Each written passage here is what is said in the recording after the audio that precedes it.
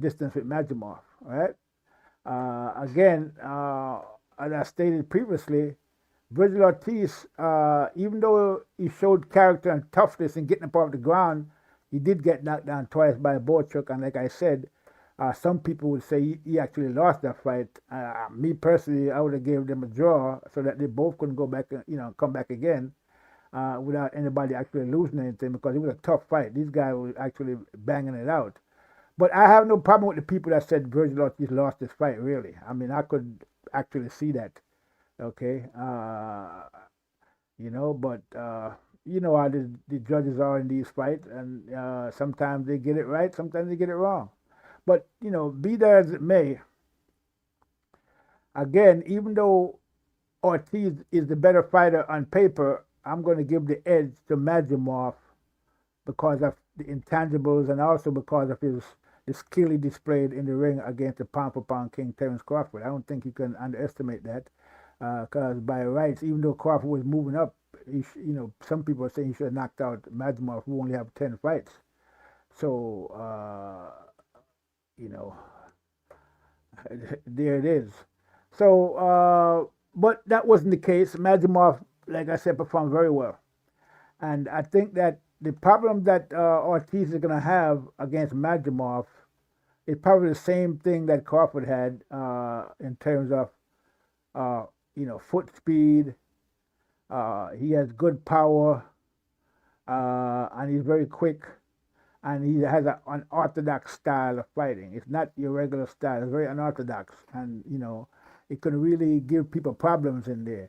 Now, it gave Crawford some problem, even though Crawford won the fight by unanimous decision. It was it was a clear win for Crawford. But again, Madrimov represented himself very well, and he put up a very good fight, even though he lost by unanimous decision. Okay, I think that based on that, he's going to give Virgil hell. I think that unorthodox style of herky-jerky type of style that he has, and the unorthodox way he throws some of his punches, his power, his speed, his size. He's a big, thick guy, like Canelo. I think that Virgil Ortiz is going to be in for a long night against Madrimov. Now, I could be totally wrong, and Virgil Ortiz goes in there and make it knockout number 21. But I don't think so. And what we're gonna have to look for is what's gonna happen when Madrimov lands a punch on Virgil Ortiz's chin. Is he gonna go down again? Who's the harder puncher, Madrimov or Virgil Ortiz? Who's more durable, Madrimov or Virgil Ortiz? Again, I would say that Madrimov is probably the more durable fighter because he got pummeled. I think he actually got hurt in the Crawford fight once or twice, but he was very.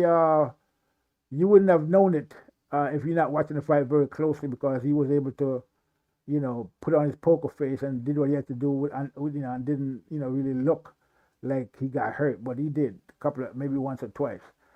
Again, in the case of Virgil Ortiz, he got knocked down, and there's no way you can miss that. There's no poker face that's going to help you with that. He got knocked down. He got hurt, visibly hurt, more than once, a couple of times, several times actually, and he almost lost the fight basically. If it wasn't for his toughness and his grit and his willpower, he would have lost that fight.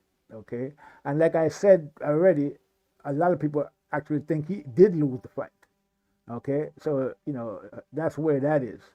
So this fight is gonna, tell a lot about these two fighters. I think this is the perfect fight actually for both guys. Okay, at this point in their careers, to test themselves against their opponents, and I think this is a great matchup. I would think. Okay, I'm really looking forward to seeing this fight. I'm very interested in this fight. Whoever wins this fight will probably be fighting Crawford at some point. So if it's Madrimov, he gets another chance at Crawford again if he wants it. If it's Ortiz, after Crawford fight was offered. I don't know if he's going to want to fight Crawford. He's on record as saying Crawford is the best fighter in the world. So, I mean, besides himself, that is, he said, as an afterthought, when he said that, you can see that he was really thinking about Crawford is the best fighter. So, I don't know how he would fare against Crawford, but for some reason, I just don't think he would fare as good as well as Madrimov did. Okay, against Crawford. I'm thinking Crawford probably would have stopped Virgil Ortiz. But again, I'm not perfect, so I could be wrong about that. But this fight is definitely something to look forward to. I'm definitely not going to miss it, and you shouldn't either. It's a great fight. Make sure, as a matter of fact, the whole card is a massive card, so you should miss it. I definitely won't miss it. So, with that said, people, I'm going to leave it there. This is TBE Boxing. I'm out. Got the money for minutes, pretty bitch, gotta show me titties. This is the life that I chose, huh? On the block with the pole, huh? This is the life that I chose, huh? On the block with the pole, huh? This life before Richard, huh? And I got the glitzy, run up on me, I'ma make you get it. I'ma make you get it. What's up, boxing fans? This is TBE Boxing. Back at you again. Today's topic, Crawford versus Canelo. The truth behind the ducking rumors. Is it SCULL in May and Crawford in September? Let's chop it up and see what it's all about. Got the money for minutes, pretty bitch, gotta show me titties. This is the life that I chose, huh? On the block with the pole, huh? This is the life that I chose, huh? On the block with the pole, huh? This life before Richard, huh? And I got the glitzy, run up on me, I'ma make you get it. I'ma make you get it. Okay, boxing fans, we're going to talk some boxing. We're going to chop it up. So we have some breaking news. We're hearing there's some news from Canelo about the upcoming fight between him and Crawford in May. Supposedly there's supposed to be a fight between them. It might be a fight between them. But let's hear what this latest news is. Let's go straight to the videotape. Let's hear what Mr. Canelo had to say about the upcoming fight with the pound-for-pound king, Terence Crawford. Let's take a listen. Quack, quack, quack, quack. I want payday. I want payday. Quack, quack, quack. I no fight Crawford. I no find Myko Jones. Myko Jones is missing. I no find. Quack, quack, quack. Okay. So that's the latest. Wow. So it looks like we might not get that Crawford and Canelo fight in May. We're hearing that,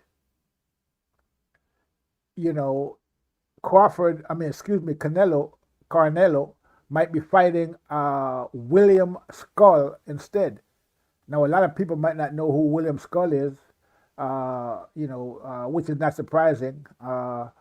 But William SCULL is a Cuban fighter, and he has the IBF title, okay, in Canelo's weight division. By the way, this title that Canelo is claiming that he wants to become two-time undisputed if he fights William SCULL, that was Canelo's belt, okay? That Canelo dropped that belt because he refused to fight SCULL previously. Okay, so instead of fighting SCULL, I think that was the fight he fought Munguia instead, right? Instead of SCULL. He was supposed to fight SCULL. I think he fought Munguia. Was it Berlanga? I think it's Berlanga. He fought Berlanga instead of SCULL.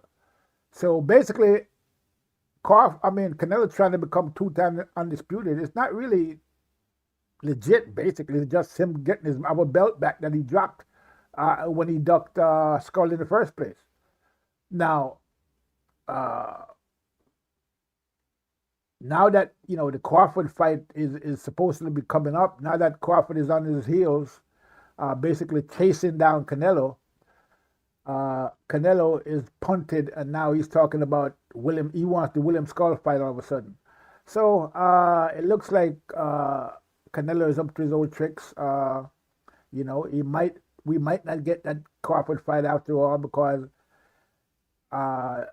it looks like Canelo is terrified of Crawford. I mean, there's no other way to put it. Why would you want to fight a William Skull and get maybe $20 million, maybe $25 million for the fight when you can fight Crawford and get close to $100 million? It doesn't make any sense, right? It doesn't make any dollars. It doesn't make any sense what he's doing. So if he's really, if it's a negotiation tactic, it's not a very good one, because if he fights Skull, he's getting maybe $25 million. If he fights Crawford, he's going to get close to $100 million. So, I mean, maybe there's something I'm missing, but I don't think so. I just think that at the end of the day, when it comes down to it, Crawford has Canelo's number, and I think Canelo knows it, and Canelo is terrified. Now, people say, oh, why would he be terrified of Crawford? Crawford is a smaller guy. Well, Mayweather is smaller than Crawford, and he beat Canelo. Spanked him. Beat him like a stepchild. Okay? So, I think that at the end of the day, I think that when Canelo hears Crawford or sees Crawford, he gets PTSD, and immediately Mayweather flashes in front of his eyes. Okay? I think when he sees Crawford, he sees Mayweather. And the difference between Crawford and Mayweather is that Crawford is bigger than Mayweather, and Crawford has more power than Mayweather, and Crawford fights from both the orthodox and the southpaw stance. So I think Canelo is looking at Crawford and seeing a mountain that's too tall for him to climb, and he doesn't really want to take that risk against the pound-for-pound king, Terence Crawford. I mean, what else could it be? Because it's not about the money, because the money is there. Okay, the money is there for him to get, but in order to get that money, he has to fight Crawford, and it looks like Canelo doesn't want any part of fighting Crawford under any circumstance. But again, I'm going to try to give Canelo the benefit of the doubt. I'm going to say that maybe Canelo is just going to fight William Skull, get that $25 or $20 million in May, and then fight Crawford in September and get another, $100 million or somewhere close to it to fight Crawford. And so he'll get, the $20 million plus whatever he gets from Turkey Al-Sheikh to fight Crawford. So maybe that's what he's doing. Maybe what we're looking at, smart Canelo.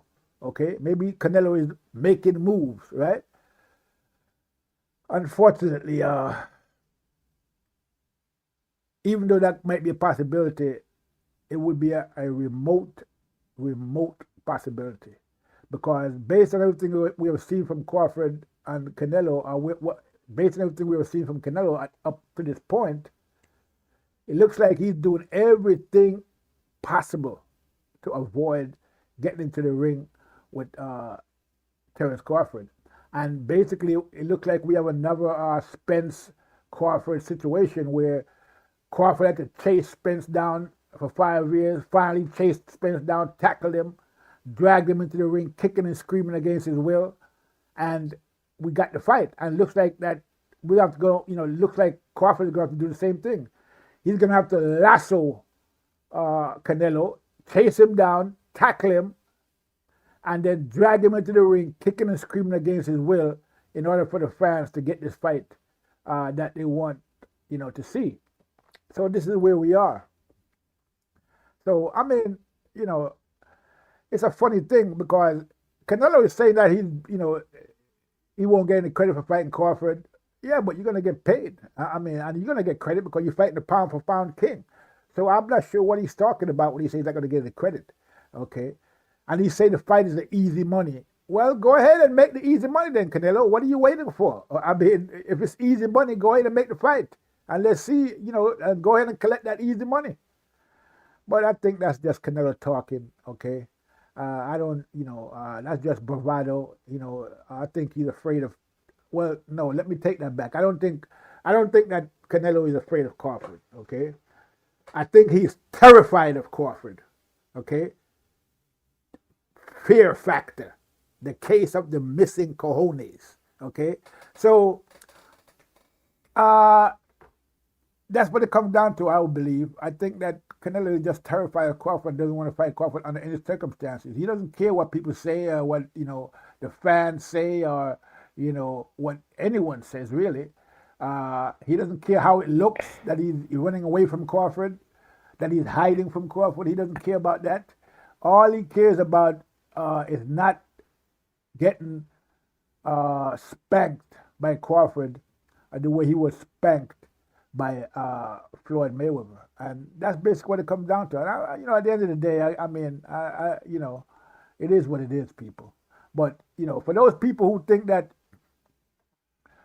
this fight is going to happen, in May, as I did, I thought the fight was going to happen in May based on the rumors that was going around. Even though I did say it were rumors, but the fans reacted positively to the news or the rumor that Canelo actually is going to fight Crawford. But at this point, I think they're sorely disappointed. And just to be sure, let's take a listen again to where Canelo is, where Canelo is when it comes to fighting Crawford, and why he doesn't want to fight. Let's take a listen. Quack, quack, quack, quack. I want payday. I want payday. Quack, quack, quack. I no fight Crawford. I no find Myko Jones. Myko Jones is missing. I no find. Quack, quack, quack. There it is. So basically, it looks like... What's up, boxing fans? This is TBE Boxing. Back at you again. Today's topic: Vergil Ortiz versus Israel Madrimov. On the road to redemption. The TBE Boxing pre-fight analysis. Let's chop it up and see what it's all about. Got the money for minutes, pretty bitch, gotta show me titties. This is the life that I chose, huh? On the block with the pole, huh? This is the life that I chose, huh? On the block with the pole, huh? That life before VERGIL, huh? And I got the glitzy, run up on me, I'ma make you get it. I'ma make you get it. Okay, boxing fans, let's talk some boxing. We're gonna chop it up. Today we're gonna be talking about the Vergil Ortiz versus Israel Madrimov fight. We're going to take a look at it, see who we think is going to win that fight. And, it should be an interesting fight. So we're going to chop it up. All right, so let's talk about it. Well, the last time we saw both of these... What's up, boxing fans? This is TBE Boxing. Back at you again. Today's topic: Vergil Ortiz versus Israel Madrimov. On the road to redemption.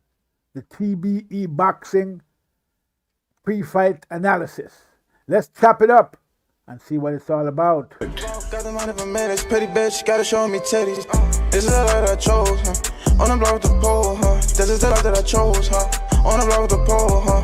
That life before VERGIL, huh?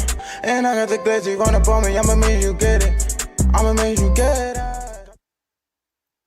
Okay, boxing fans, let's talk some boxing. We're going to chop it up.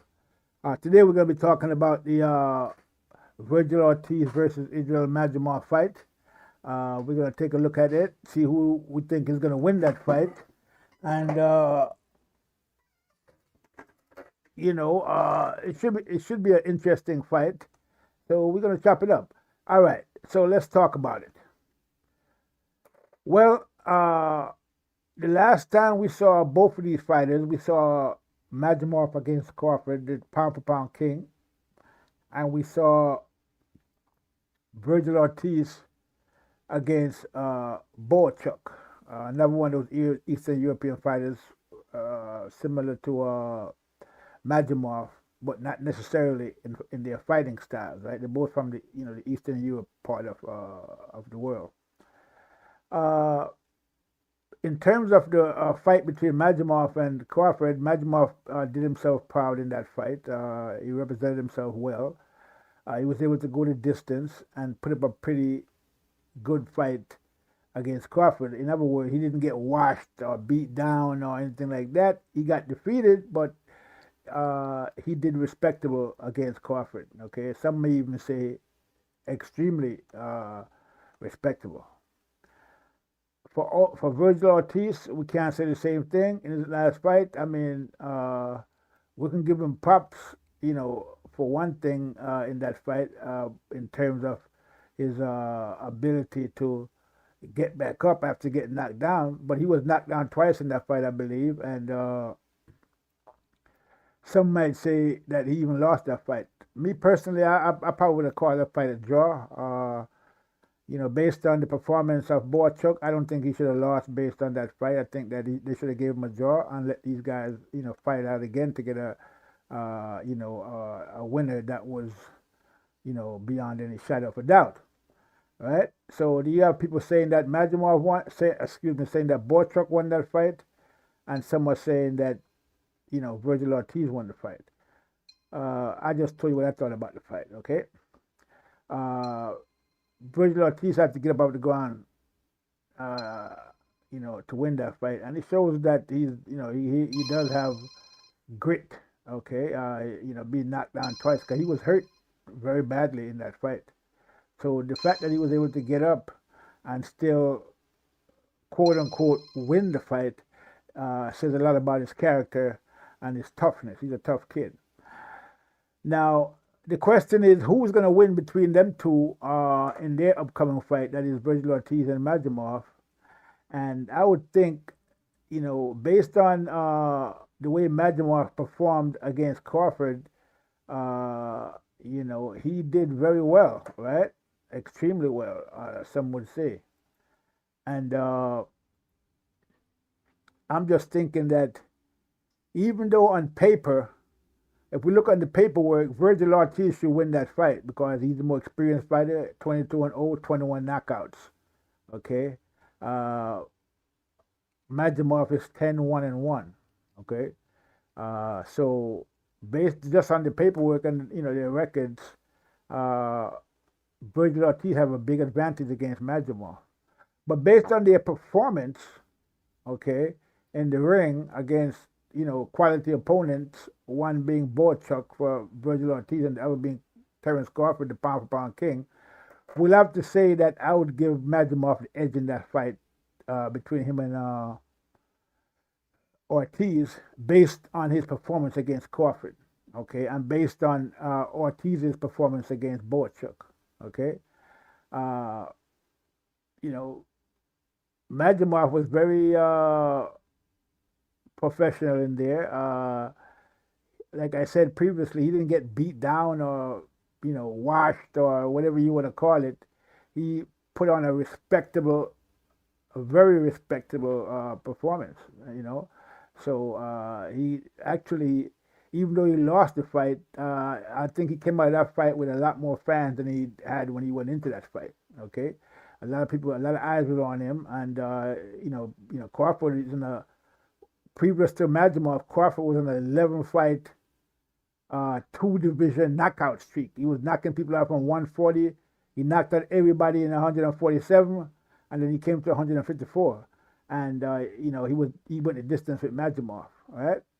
Again, as I stated previously, Virgil Ortiz, even though he showed character and toughness in getting up off the ground, he did get knocked down twice by Boachuk, and like I said, some people would say, who do you guys have in this fight? Madrimov Me versus personally, I would have Ortiz? gave them a draw so that they both couldn't go back, come back again without anybody actually losing anything, because it was a tough fight. These guys were actually banging it out.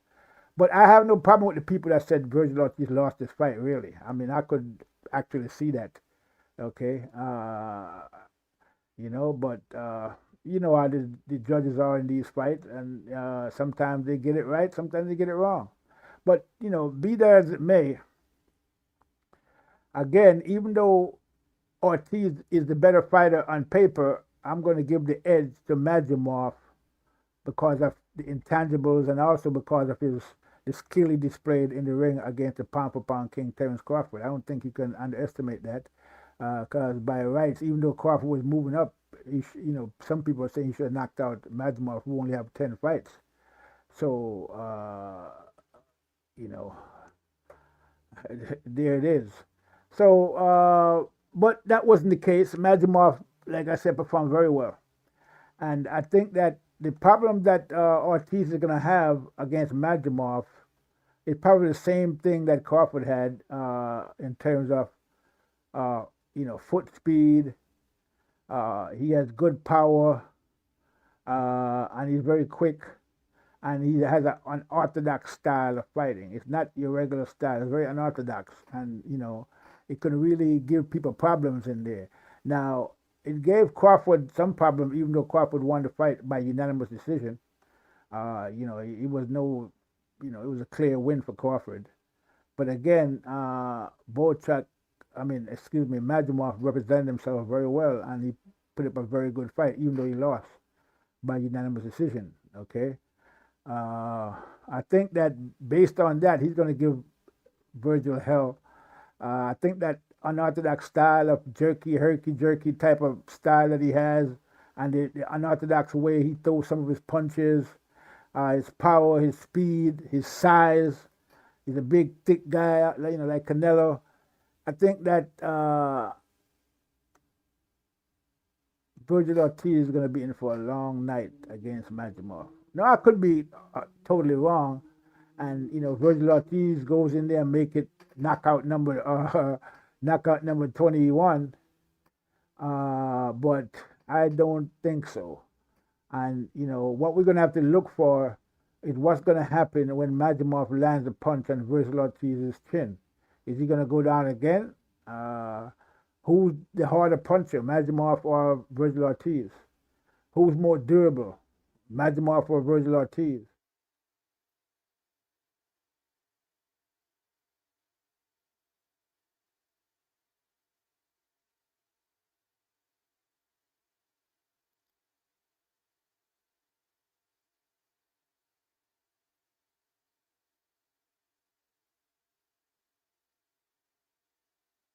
Yeah, I think that Madrimov is probably going to stop Virgil Ortiz.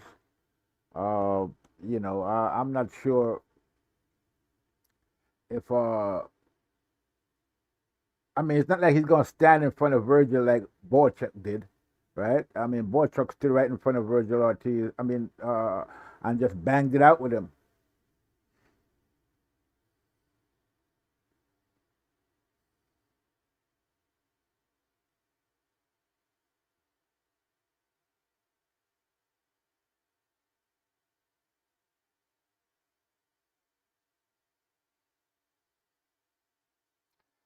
Yeah, so I gotta agree with you on this one, Sanctus Diaz.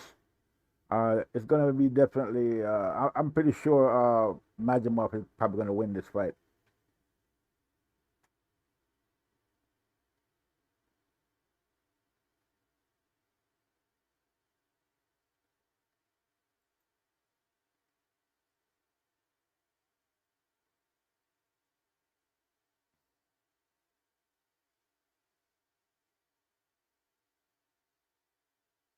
Gets another chance at Crawford again if he wants it. If it's Ortiz, after Crawford fight was offered, I don't know if he's gonna want to fight Crawford. He's on record as saying Crawford is the best fighter in the world. So besides himself, that is, he said, as an afterthought, when he said that, you can see that he was really thinking about Crawford is the best fighter. So I don't know how he would fare against Crawford, but for some reason I just don't think he would fare as good as well as Madrimov did. Okay, against Crawford. I'm thinking Crawford probably would have stopped Virgil Ortiz. But again, I'm not perfect, so I could be wrong about that. But this fight is definitely something to look forward to. I'm definitely not going to miss it, and you shouldn't either. It's a great fight. Make sure, as a matter of fact, the whole card is a massive card, so you should miss it. I definitely won't miss it. So, with that said, people, I'm going to leave it there. This is TBE Boxing. I'm out. Got the money for minutes, pretty bitch, gotta show me titties. This is the life that I chose, huh?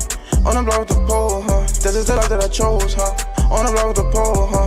That life before Richard, huh? And I got the glitzy, run up on me, I'ma make you get it. I'ma make you get it. What's up, boxing fans? This is TBE Boxing, back at you again. Today's topic: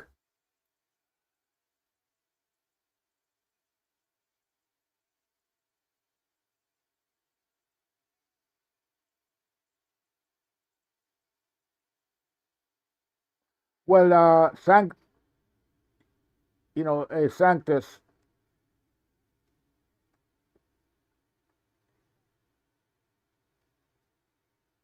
swinging at the fences, like you said, did help Ortiz in this fight with Borchuk. I mean, when he got hurt, he started swinging.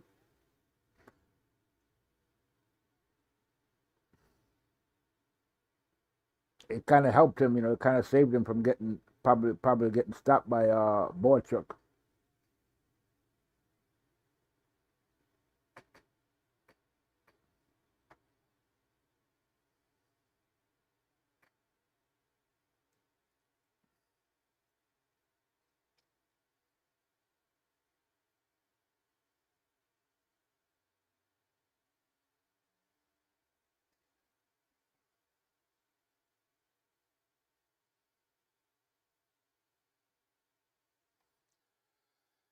My man Canelo, uh, Canelo lost his cojones. Yeah, I'm thinking that. I mean, if Canelo is so sure that he's gonna beat Crawford, even though I'm not really sure what if he's actually sure of that.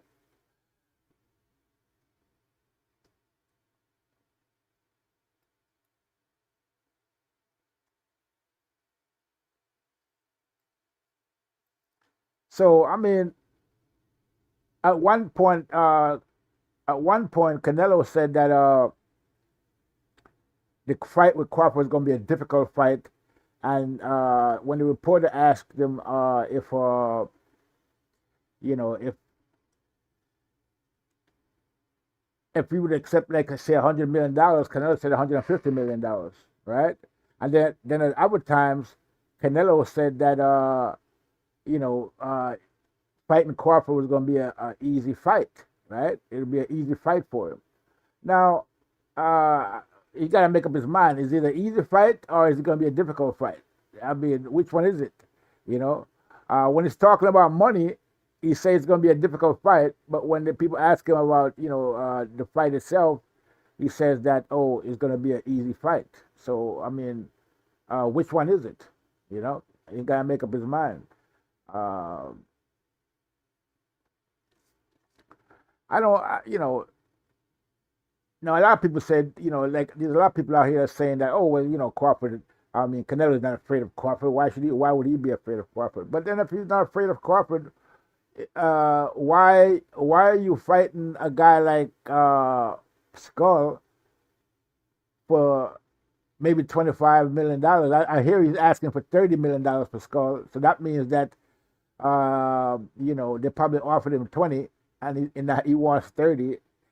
Now, I mean, I'm not sure who's going to be paying $30 million for Canelo to fight Skull. Nobody even know who Skull is at this point. So it looks like Canelo's having problems getting the money for this fight that he's asking for, which I'm hearing, is $30 million, right? So here he is, basically asking for $30 million for this fight when he could really be getting like close to $100 million for the Crawford fight. So I mean, Canelo is exposing himself basically. So if you're gonna take $30 million to fight Scully when you can get $100 million to fight Crawford, that tells me something. Because if Crawford was such an easy fight, I'll just go over there, uh, fight him, get my $100 million, and go about my business. I mean, that is if it's easy money, But I don't think Canelo actually believes that. I think anytime Canelo sees Crawford, he gets flashback of the fight, with Mayweather, and I think I mean, Canelo knows boxing, right? So despite what he might say publicly, I'm pretty sure when they talk privately, him and his team, Reynoso, they don't want nothing to do with Crawford because they realize it's going to be a difficult fight. Because again, Crawford can fight from both stands, right? He's you know, which is probably going to give Canelo problems. He's strong, right? And we don't know how much power he's going to have at 168 pounds. I mean, his power might carry up. I mean, when he fought Madrimov, a lot of people was like saying, "Oh, he didn't knock Madrimov out," but Madrimov didn't really. I mean, Madrimov fought a smart fight. I mean, he kind of stayed away from Crawford to a certain degree. He didn't really rush in there, and so it's Crawford moving up to 168 pounds, and his power carrying up at that weight. I mean, he'd be a nightmare for Canelo. Okay, and I think Canelo and his team, they realize that they don't want. I don't think they want any part of a Crawford fight. I think they really respect Crawford's skills, and despite what he says publicly about not getting the credit and all of that, and I don't think that's the issue because he fought a lot of people that he didn't get credit for. I mean, what credit is he gonna get for fighting Skull? What credit did he get for fighting Yildirim? Okay, I mean, come on. So what credit did he get for fighting Berlanga? So at the end of the day, Munguia, who just got knocked out with one punch by some guy with 5 knockouts, four knockouts. The guy had 4 knockouts, and Munguia was the 5th knockout. I mean, come on, and Canelo couldn't knock the guy out. So I mean, this guy got knocked out but with one punch, Munguia. He got knocked out with one punch. And he fought Canelo for 12 rounds. Canelo couldn't knock him out. Canelo actually knocked him down, but couldn't finish him. Okay, so Canelo is not a finisher. So all these people talking about Canelo is going to knock out Crawford and all of this, I mean, I really don't see it. I mean, where's this knockout coming from? I mean, when's the last time Canelo stopped somebody? Planned. How long ago was that? That was years ago. So I don't really see Canelo as a knockout, artist. And for people that don't know, Canelo's knockout ratio is 54%. Okay? That's it. 54%. Crawford's knockout ratio is 75%. It's a little bit more than 75%, actually. So, if anybody is a knockout, if anybody got to worry about getting knocked out, it's Canelo. Okay? So, I mean, that's the way I see it. I mean, I don't see Canelo as any kind of knockout artist. And, as we saw with the Munguia fight, it's basically an accumulation of punches that he uses to beat these guys down. And that's all good if you can actually land your punches. Now, I don't see Canelo landing the same amount of punches on Crawford that he did on Munguia or, Berlanga, So, I mean, and we all saw that in the fight against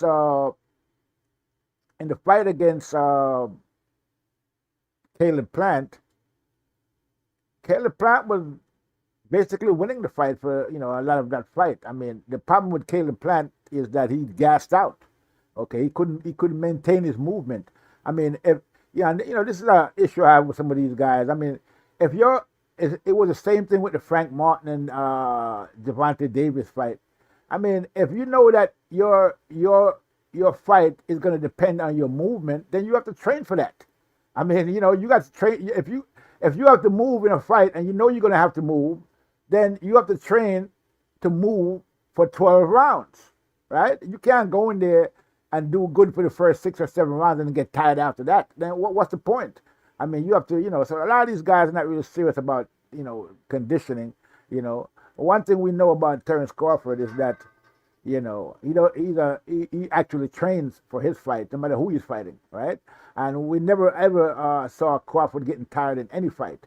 I mean, he knocked people out in the later rounds, just like he knocked them out in the earlier rounds. He still has his power in the later rounds, as we saw in the Jose merciless Benavidez fight, and with Crawford.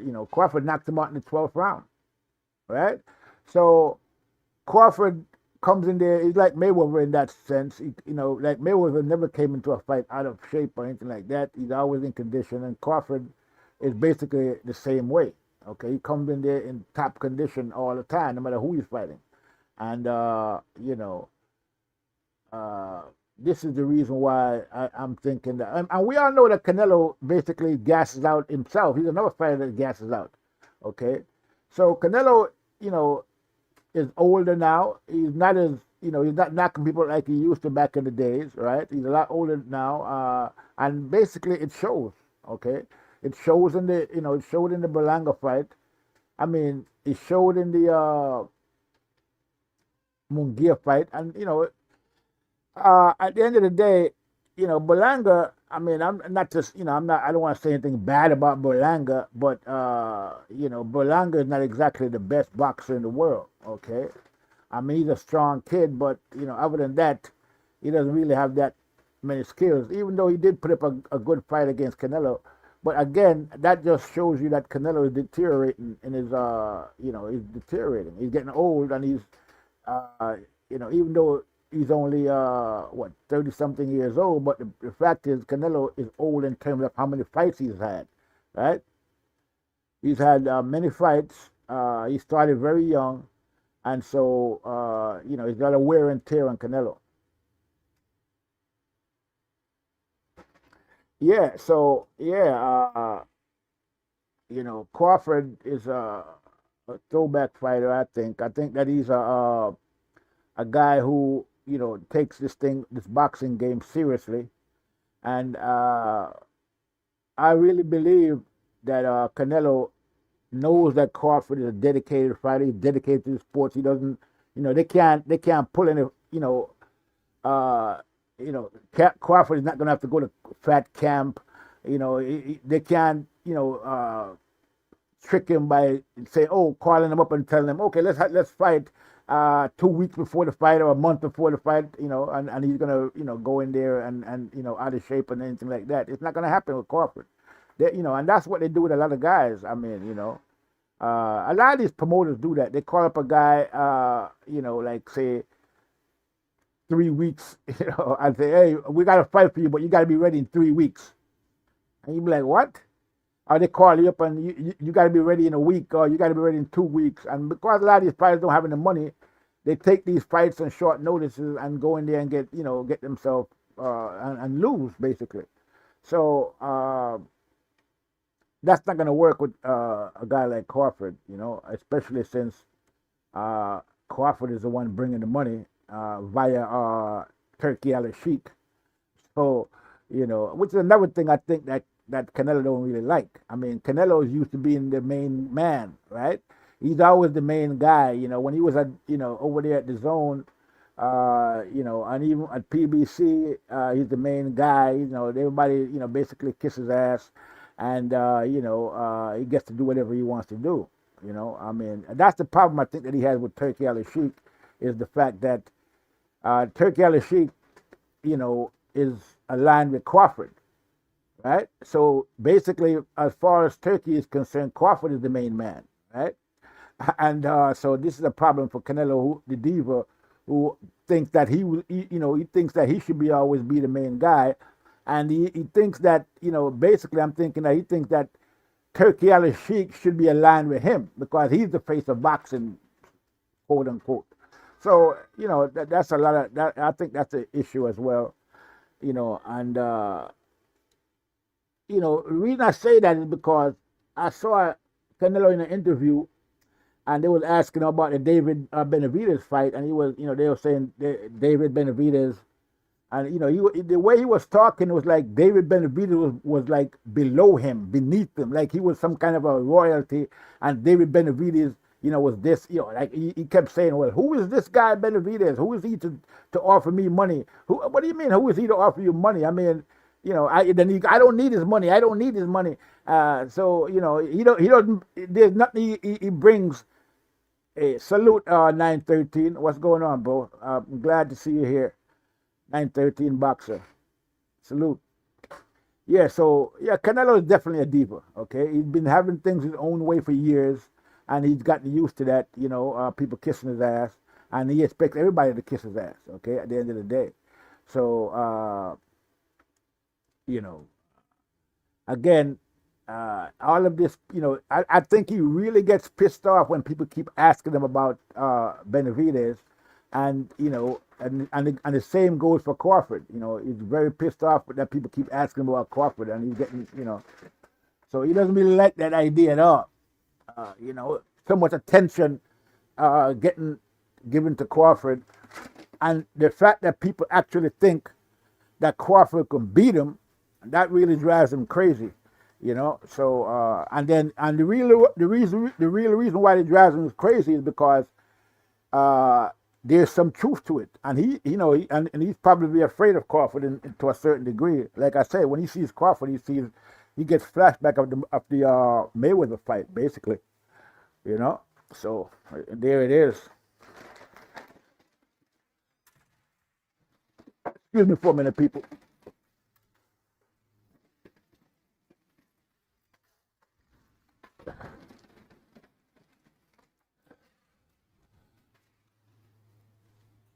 Yeah, so it's going to be, if the fight actually happens, it should be an interesting fight.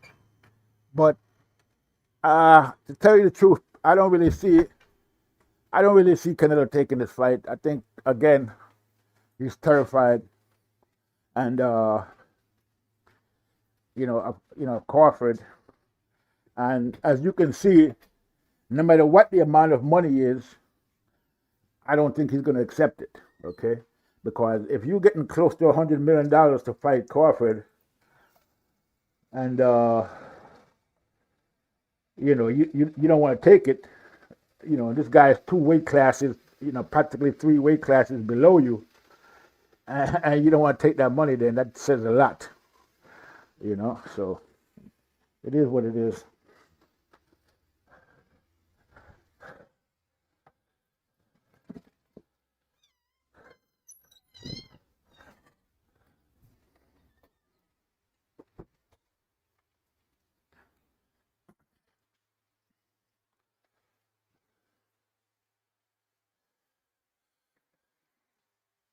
Now, so again, let's hope that fight actually does happen. Okay, Canelo Alvarez. We gotta, basically what's gonna happen is this. In order to get that fight with Canelo and Crawford, we're gonna have to do the same thing that we did with Errol Spence and Crawford. We're gonna have to drag Canelo, kicking and screaming against his will, into the ring to fight Crawford. That's the only way it's going to happen, people. We're going to have to drag him, okay? And so this is what, has to happen. We're going to have to drag him into the ring against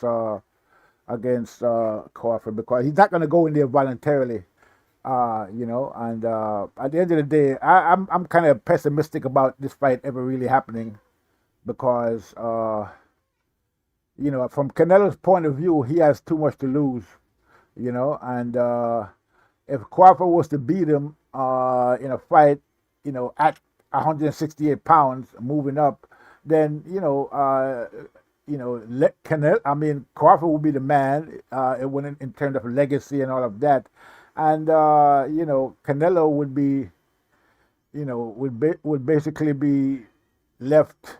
I don't know. I don't know what Canelo would do in that situation. His legacy, I guess, from his perspective, would be finished. I would think. But at the end of the day, I don't really see anything. I don't see any shame in him losing to Crawford. Just like I don't see any shame in Crawford losing to him if that was to happen. So but when you are diva, and when you have that type of mentality that we know that Canelo have, then he's gonna feel a certain way about this at the end of the day.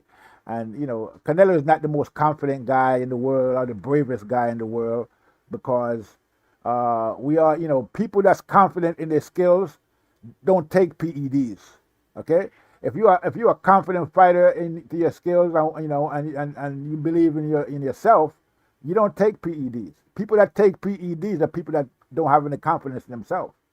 Okay, and that's all there is to it. I mean, those are the facts, and we all know that Canelo has been, busted twice with PEDs, and he had to basically, they suspended him for 6 months, which, I mean, I don't know what suspending Canelo for 6 months really means. That's not really a punishment. Okay, I mean, 6 months. I mean, a lot of fighters today fight once a year, so I mean, that was basically pointless. And then after that, they changed the rules, allowing people to have more clenbuterol in their system than before. So so basically they legalized PEDs for Canelo. At the end of the day. So I mean, come on, it is what it is.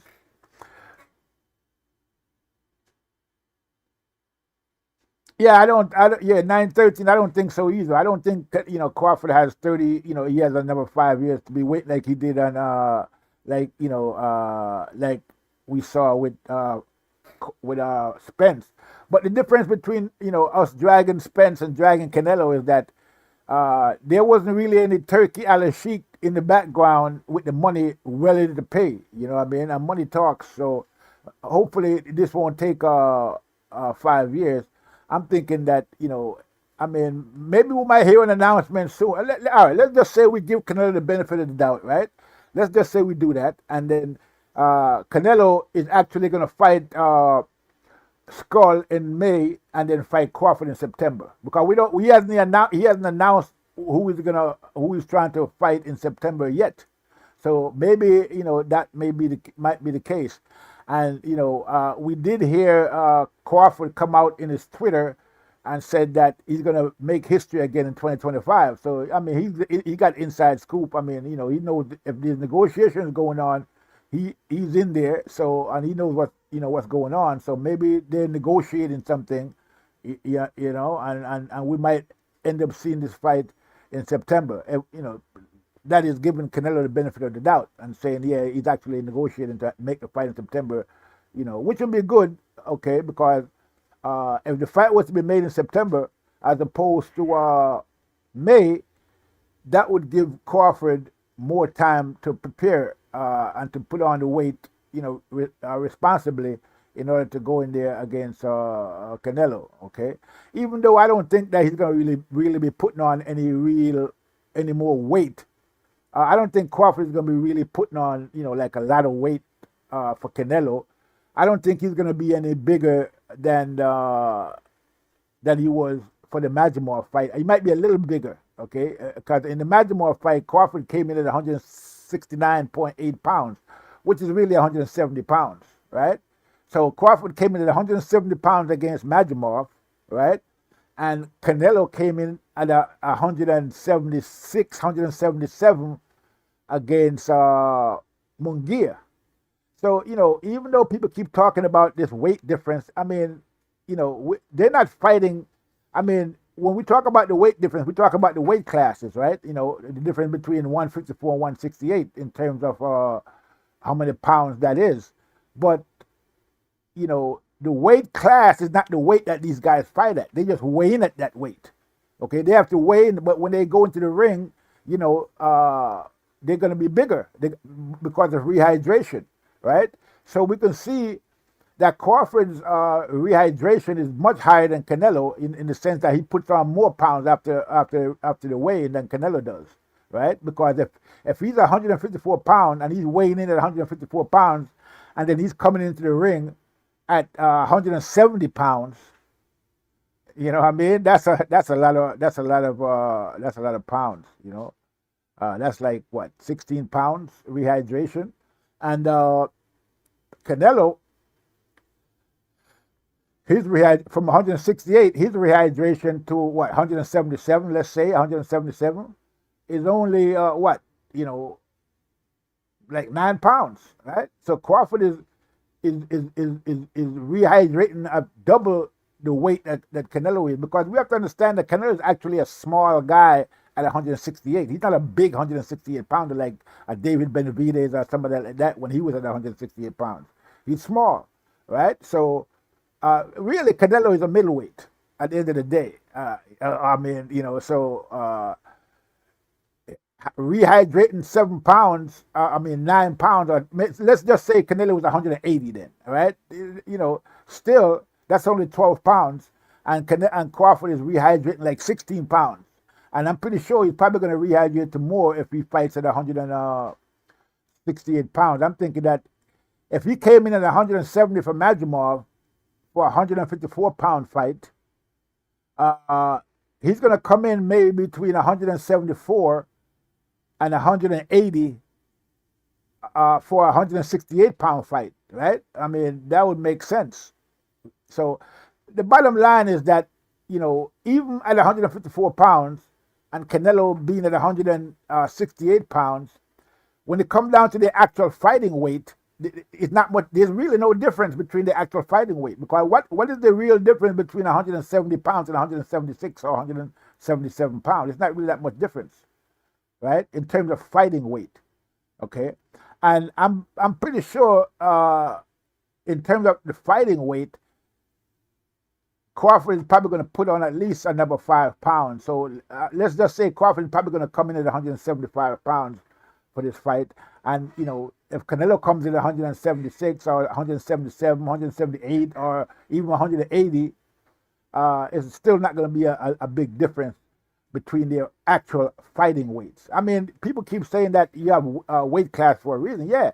But, it's not so much the weight classes, it's the fighting weight that actually counts. What weight do they actually fight on at fight night? And like I just said to you, and we, Canelo came in at 177, Crawford came in at 170. I mean, in their respective fights. So again, it's not much different in their fighting weight. And I'm pretty sure Canelo knows that, and so does his team, right? And, we saw that Crawford can fight at 170 pounds, right? We saw him against Madrimov. He can fight at that weight, right? He jumped up, fought Madrimov at that weight the first time, and for people that don't really understand what's going on, Madrimov is actually bigger than Canelo. Okay, so I'm willing to bet you that I tried to find out what Madrimov weight was in fight, and I still haven't found out yet. If anybody can find out, let me know. But I'm pretty sure Madrimov weight on fight night was more than Crawford's weight. The guy is huge. So Madrimov probably could have been maybe 184, 85, somewhere around there. Probably close to 190. So because Madrimov is a big guy, definitely bigger than Canelo. I'm thinking that his fighting weight is probably around the same as Canelo's fighting weight. Okay, so and we saw how Crawford handled him. But the thing is this: the thing that Madrimov could do in there in terms of movement, Canelo's not going to be able to do that. He doesn't have the kind of agility and athleticism that Madrimov has. Okay, Canelo doesn't have that, so he's not going to be able to go in there and do the things that we saw Madrimov doing. In terms of movement and around the ring and footwork. He's not going to be able to do that. So he's going to be there for Crawford to hit. And we all know, watching the fight with him and Munguia and him and Berlanga, Canelo telegraphed a lot of his punches. Okay, he telegraphs his punches. He comes in there and he builds up. I'm not gonna say that. Canelo has pretty good hand speed, but he does telegraph his punches, especially those body shots that he throws to the body. When it comes to he's gonna have to. Canelo is gonna have a problem, tracking Crawford down in that ring. Crawford got very good footwork, as we saw in the Madrimov fight and in all his fights actually. So this fight should be very interesting. But like I said, based on everything I just said, I'm pretty sure everything I just said, Canelo's team knows that. He got a good team over there, so they know what they're dealing with. And I don't think they want any part of fighting Crawford. I think they see Crawford as Canelo's kryptonite. Okay, they don't want it. They really truly don't want this fight because they actually believe that Crawford could beat Canelo. Okay, I mean, people gotta understand that when you have people like Usyk, Bivol, Madrimov, almost every fighter from the Eastern European school, which is the best school in Europe, really.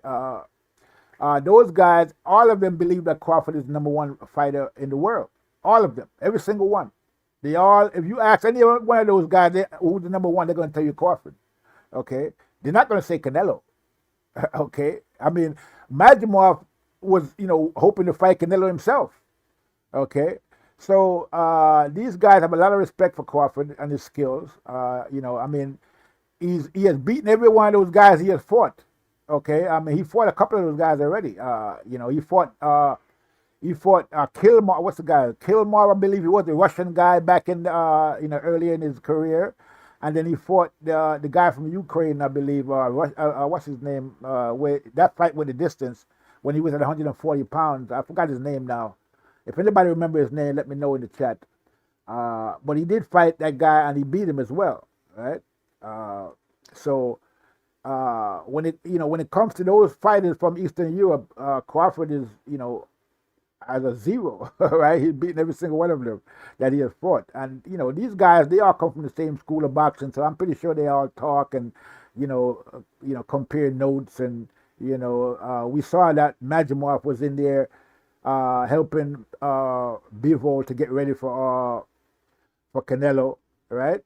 So yeah, these guys all respect Crawford. They all respect his skills, okay, and they all see him as the number one fighter in the world. Okay, even Canelo sees Crawford as because they asked him in an interview about Crawford, and he was like, yeah, Crawford is a number one fighter. But before he answered the question, he asked the guy, well, does it include me or without me? So he said, well, if it's with me, then I'm the number one guy. But if it's without me, Crawford is number one. So again, Canelo has a lot of respect for Crawford. Okay, he has a healthy dose of respect for Crawford. Okay, simple as that. No matter what he's saying about easy fight and all that, that's all talking. That's just talking points. When it comes to actual, skills, he really respects Crawford's skills. And I think that he's not going to get in there with Crawford unless somebody make him an offer that he can't refuse. Okay, and this is basically what it comes down to. So when the reporter asked him if he was going to fight Crawford, and what did he expect to, would he accept $100 million to fight Crawford? Canelo said no. I want $150 million. So that tells you everything you need to know. Okay, that right there, $150 million for Crawford, that tells you everything you need to know about, what he thinks about Crawford. So yeah, I mean, he's not asking for $150 million to fight Scully, to fight William Skull.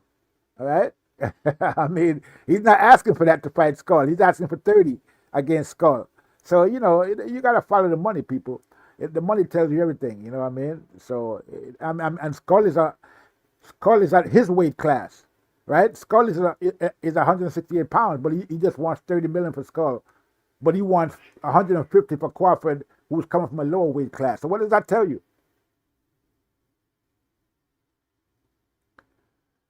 Oh, okay. You think that he's going to go like Canelo versus Khan? Well, I don't think so, because in the Canelo versus Khan, he knocked Khan out. I don't think he's going to knock out Crawford. I'm sorry.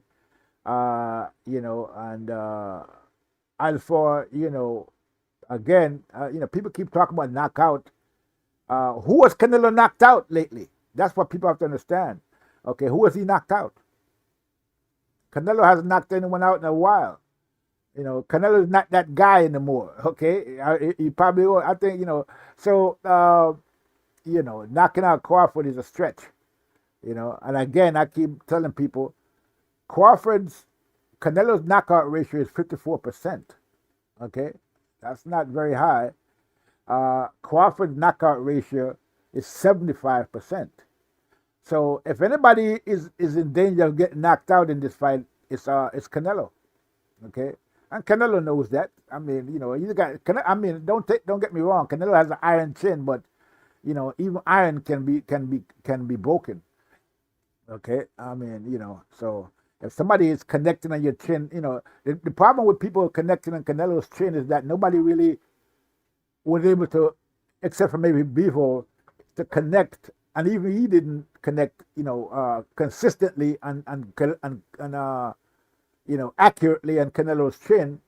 You know, nobody's chin can, you know, hold up if it's being, you know, consistently touched. You know what I mean? And that's going to be the difference, I would think.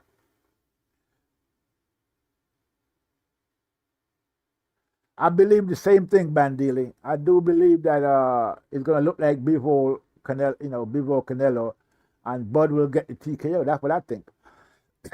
Excuse me. I think he's going to TKO. He's going to KO Canelo. You know, and you know, when you look at the numbers, you know, it's not as out of bounds as you might think. You know, or if you actually look at the numbers instead of believing in the hype, you know, which is what people actually, you know, most of these fans, they don't, you know, they keep saying, oh, Canelo, there's weight classes for a difference. You know, there's weight classes for a difference. Yeah, there is. But again, it's the fighting weight that counts. Yeah, I saw the fight. Canelo did, I mean, Bivol did hit him consistently to a certain degree, but Canelo was blocking a lot of the punches as well. Okay, so he blocked a lot of punches in that fight. He did get touched, definitely, which is why, you know. But again, I don't, you know, I don't. I'm not sure. I mean, Bivol, Bivol is not exactly the, you know, the hardest puncher in the world. Okay, so you know, with that we have to acknowledge that as well. I mean, he's a pretty good, solid guy at 175 pounds, and but again, as we saw, you know, he's not exactly, you know, he's not exactly a knockout artist.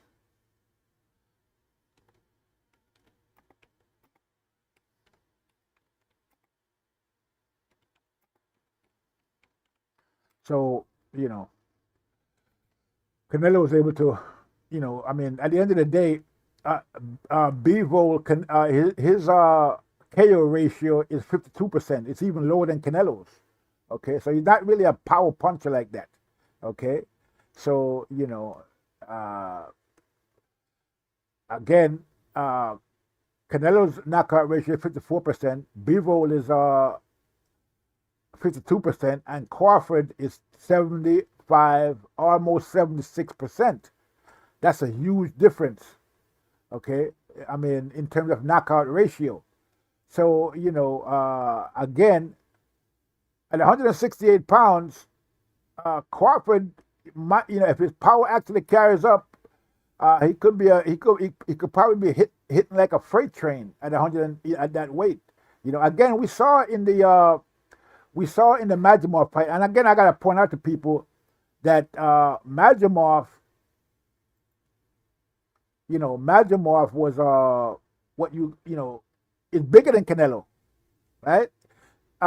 You know, so again, we saw that in that fight that Madrimov wasn't in any hurry to rush in at Crawford like that. Because he kept you know, he fought a very respectful fight.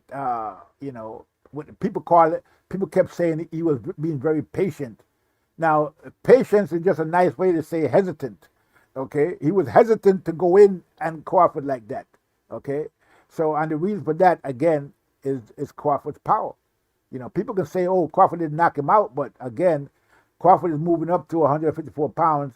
Bivol, I mean, Madrimov is, you know, is fighting with guys like Bivol, light heavyweights and probably heavyweights as well. And when it comes to sparring, right? So he was getting Bivol ready for Canelo. Okay, he was the main guy in there helping Bivol get ready for Canelo. So Madrimov is a big guy. Okay, he can hang with the light heavyweights, as we saw, you know, in him getting Bivol ready. So the fact that he wasn't able to overwhelm Crawford, a guy that he was coming up from a lower weight class. That's the story that we should be talking about, not the fact that Crawford wasn't able to knock him out. At the end of the day, he's the one that's supposed to knock Crawford out because Crawford is moving up in weight. Okay, and again, Bivol is a big guy, but we didn't see any of that. We saw Crawford, basically, box him, hurt him at times in that fight as well, and we never saw Crawford hurt in that fight at all against Madrimov, but we saw Madrimov hurt by Crawford. So it is what it is.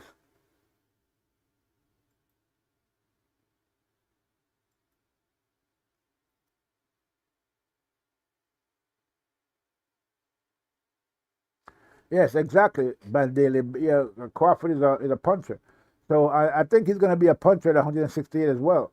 Because at every weight class that he moved up to, his power carried up. Okay, I mean, knocking out everybody at 147 pounds is, I'm pretty sure that's a record in boxing. Being able to knock everyone out at 100 that you fought at your weight class. I mean, that is crazy. I mean, imagine that. Imagine Canelo knocking everybody out at 160 pounds or 168 pounds.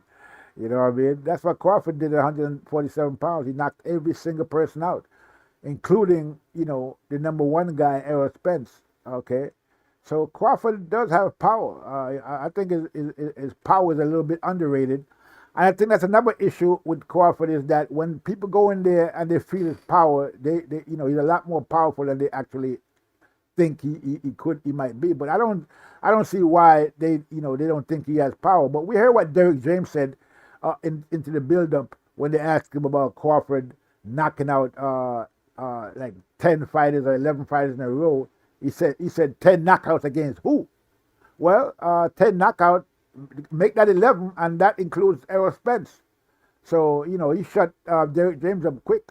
He knocked Errol Spence out as well, because going into that fight, Derek James had no respect for Crawford's power, okay? And he had no respect for Crawford's southpaw, his double stance, orthodox and southpaw. He said, and then what happened? Crawford went in there, fought at you fought at as a southpaw and won the fight. And people keep saying that Crawford is left-handed. Crawford is not left-handed. Okay? People keep saying that. He's not left-handed. He's a right-handed fighter. He just trained to fight southpaw. Simple as that. He's not left-handed. And he's not ambidextrous. Okay? He's just a guy who trained to fight with his left hand. And he's very good at it. Okay? Probably the best we have ever seen. So that's all. Canelo had nothing left after the 8th in the Bivol fight. Nothing. Yep, exactly. Bivol had him working hard, and so he got tired even quicker, basically. Because you see, with Canelo, the problem with Canelo is that a lot of guys, when they go in there against Canelo, especially the guy that he's picking to fight him, they go in there and they already lost before they even got into the ring. A lot of them they just get in the bag, and that goes for. It's not just only Jamel Charlo who just went in there for the bag. A lot of the fighters that Canelo fought went in there for the bag. You know what I mean? What did Yildirim go in there for? He went in there for the bag. Okay, Munguia, the bag. Berlanga, the bag. So I mean, I think Berlanga surprised himself at how good he did against Canelo, okay? Because I don't think he actually believed that he was going there and beat Canelo. So, when you have a guy like Bivol who went in there to actually win and did win, then we see, how things turn out, okay? A guy that's not actually, afraid of Canelo. And again, Bivol is a good fighter, good boxer, but he's not the level of Crawford. In boxing, in foot movement, in hand movement, none of that. Okay, so he's a great boxer, but he's not at the level of Crawford when it comes to boxing. So he was able to defeat Canelo, and I'm thinking Crawford could probably do the same. The only issue that we're going to have to see is how Crawford is going to handle, if he's going to come in heavier than he did against Madrimov, or if he's going to come in lighter. I mean, at the same weight.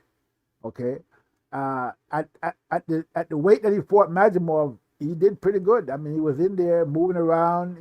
Like the old Crawford. He didn't look any different, even though people say he didn't move as much. But he didn't have to really move that much because it's not like Madrimov was going after him. You know what I mean? Madrimov, he had to basically go after Madrimov, which is strange because Madrimov, if you watch any of his other fights, you see he's very aggressive. He does a lot of stuff, a lot of things in there that he's very athletic in his other fights, jumping around, throwing punches. But he didn't do none of that in Crawford. Like they said, he fought a very disciplined fight against Crawford because he realized that if he made one slip, it was over. He had a lot of respect for Crawford. But, that's not surprising because according to him, according to Madrimov, Crawford is his favorite fighter in the whole world. And he actually believes that Crawford could beat Canelo. So that tells you everything you need to know.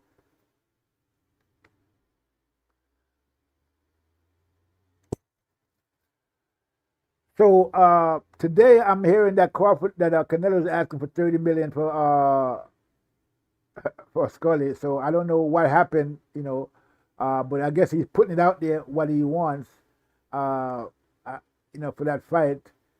Who's gonna pay him that for Scully? I don't know. I don't think anybody's gonna pay him that $30 million to fight Scully.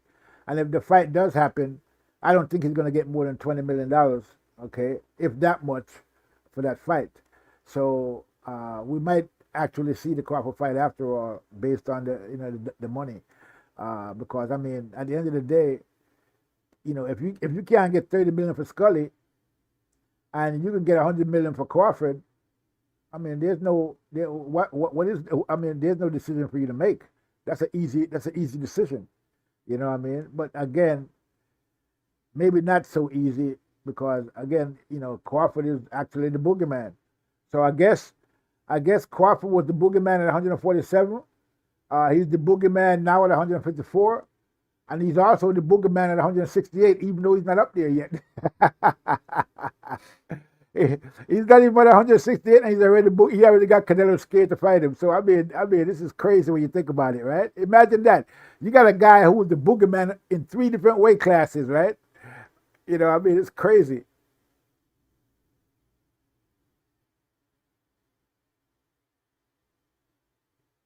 Yeah, I agree with that, Dan Daly. I definitely agree with that because trying to go after Crawford is you're probably going to get counterpunched and get knocked out, and that's what happened with Benavidez, Jose Benavidez. Okay, you got and everybody else that's what happened to Porter. Okay, that's what happened to Spence. Okay. He just demolished them, because, if you try to come forward against Crawford. And the thing about Crawford is this, I know he did an interview recently with the WBC where he went to their convention, and, they did an interview with him, and they asked him about his knockouts, and he said that he never really go in there for a knockout, and that the punch that usually knock these guys out is not the punch that he was trying to knock them out with. Right? He said usually, his punches, it's never the punch that he thinks is going to be the knockout punch. It's usually another punch that he never really expects to be a knockout at all. So he says he doesn't really. So basically, his knockouts just come. Okay, he doesn't really try to knock these guys out, but he does what he does, and he lands his punches, and they get stopped. And even the punch that he said that he thinks is going to knock a guy out is not that punch that usually knocks him out. It's another punch that he never really expected them to be knocked out with. And we saw that, and we have actual examples of that. If you saw in the Jose Benavidez fight, when they were fighting, he hit Benavidez. The punch that dropped Benavidez was a right uppercut, right?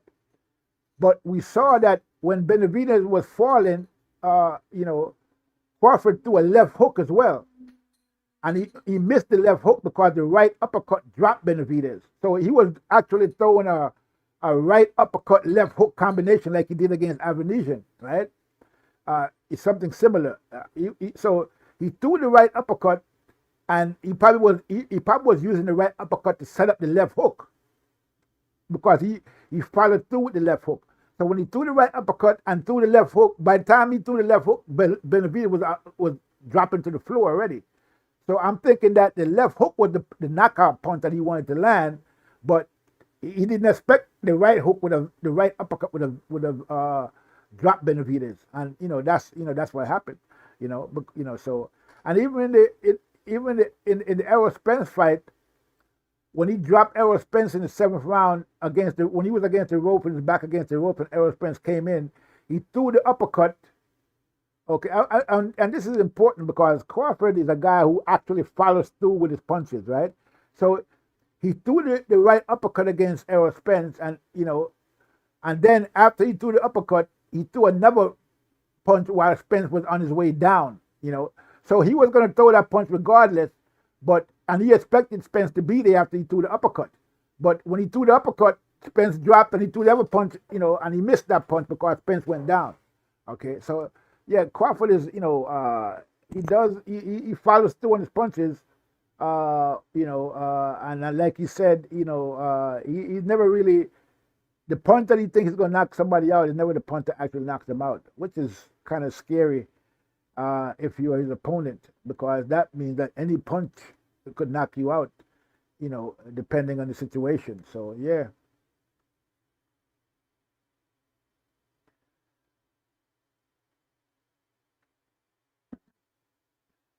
So I don't know. I mean, I don't know what. I gotta do some more research and find out what's going on with what's going on with. I'm gonna look at some news and find out what's going on with this Skull fight. I don't really think that Skull fight is probably not gonna happen. If I'm not sure. I don't think Canelo is gonna be able to get the $30 million he's looking for to fight Skull. At the end of the day, I mean, who's going to pay it? So that fight might not actually happen. Everybody wants to see the Crawford fight, so if that fight actually happens, it's probably going to have to be Canelo is going to have to do a sale. He's going to have to do a fire sale. He's going to have to drop his price way down to make that fight happen. He probably have to fight. He probably gonna have to make that fight at maybe $15 million or something like that to get that fight to go. To actually happen. I don't really see anybody paying $30 million to Canelo to fight that guy. So we'll see. But we'll see. How it plays out. At the end of the day. But yeah, Canelo is looking bad out there right now. All this ducking is he's talking about his legacy, but all this ducking is making it, is hurting his legacy at this point. So yeah, Crawford actually have Canelo shook. It looks like, and that's looking very bad. Canelo fans, the Canelo fans are going, they're going crazy right now. I'm pretty sure a lot, especially some of his Mexican fans, they're probably like, man, what's going on, man? Just go beat this guy up and go beat this little guy up and take the money, man. What's the problem? He's a little guy, right? Go there, beat him up, and get that money, get that $100 million. Who else is kind of going to fight to get that kind of money? Nobody. There's nobody out there he can fight to get the kind of money he can get with Crawford. Not even Benavidez. Okay, so who else is he gonna? Who is he gonna fight next? When he's done with if the Skull fight actually happens, who is he gonna fight after that? Who's there for him to fight? He's not gonna fight Benavidez. Okay. So I don't know. It's gonna be the pickings are getting slim at 168 for Canelo. Maybe he might move to 175 pound and try to fight Bivol again. But I don't think so. I don't think he have anything for Bivol. I think he knows it because Bivol, they were supposed to fight. It was supposed to be a rematch, but it never happened. And Bivol said that Canelo kept coming up with all these conditions and all this bullshit for the fight to happen, and he wasn't going to go along with none of that crap. He said, okay, he said he's not going along with that. He's not going to accept any of the conditions that Canelo was trying to impose on him. And Canelo is actually moving up to his weight class, And as a matter of fact, Bivol threatened to move down to 168 and take all Canelo's belts, but he never actually did it. But that would have been an interesting outcome if that would have happened, But I don't think I don't think he's gonna. Who can Canelo fight at 175 pounds? Nobody really. I don't think that he's gonna fight Bivol again, and he definitely ain't gonna fight Beterbiev. He's not gonna fight David Benavidez. So the only guy that he could probably beat at 175 would be one of the main guys up there would be that kid, what's his name, Morrell. Canelo could probably beat him because to me, he's a pretty green fighter. He doesn't, he's not ready yet. Which is why I think that David Benavidez is going to knock out David Morrell. That's what I think. I don't think Morrell is ready for a guy with the experience of a Benavidez, even though he might be more of a natural 175 pounder than Benavidez. But they're both moving up to 175 pounds. So I don't know how much bigger than Benavidez he actually is.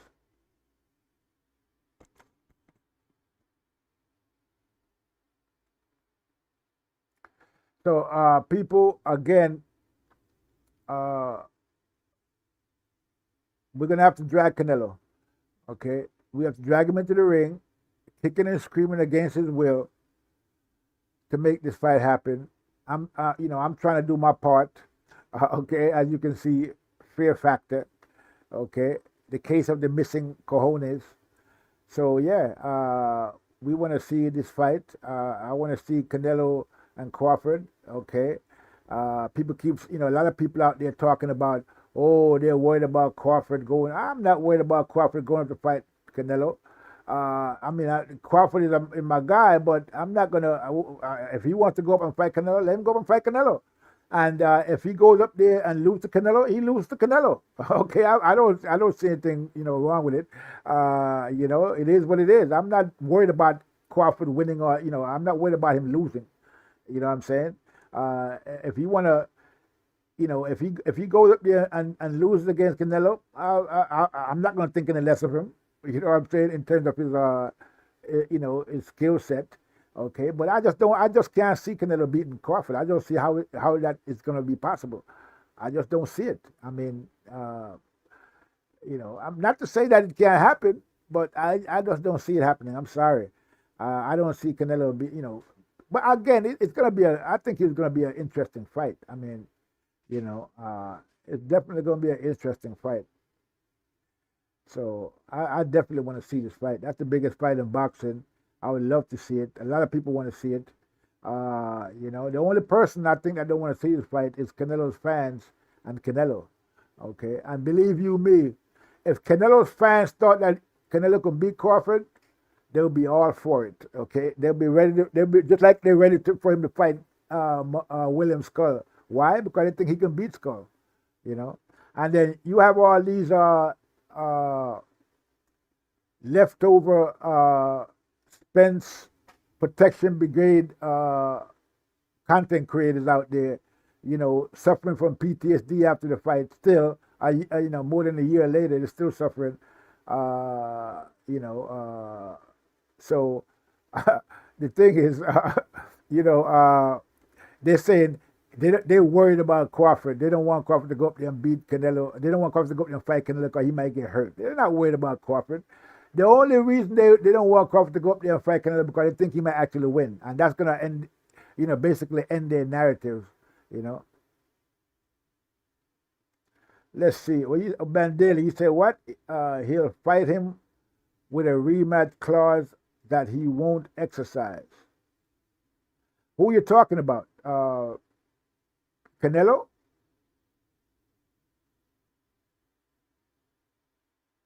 I mean, if there's a rematch clause with the Canelo Crawford fight, then you know I would think that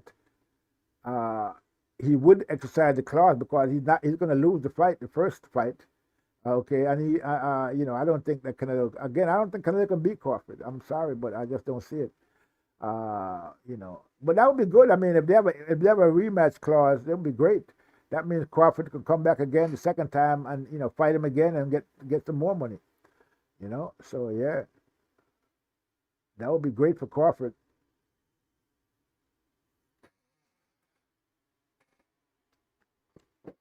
So all of these Crawford critics, you know, who was criticizing Crawford prior, you know, to this, you know, well, again, these people are the Errol Spence.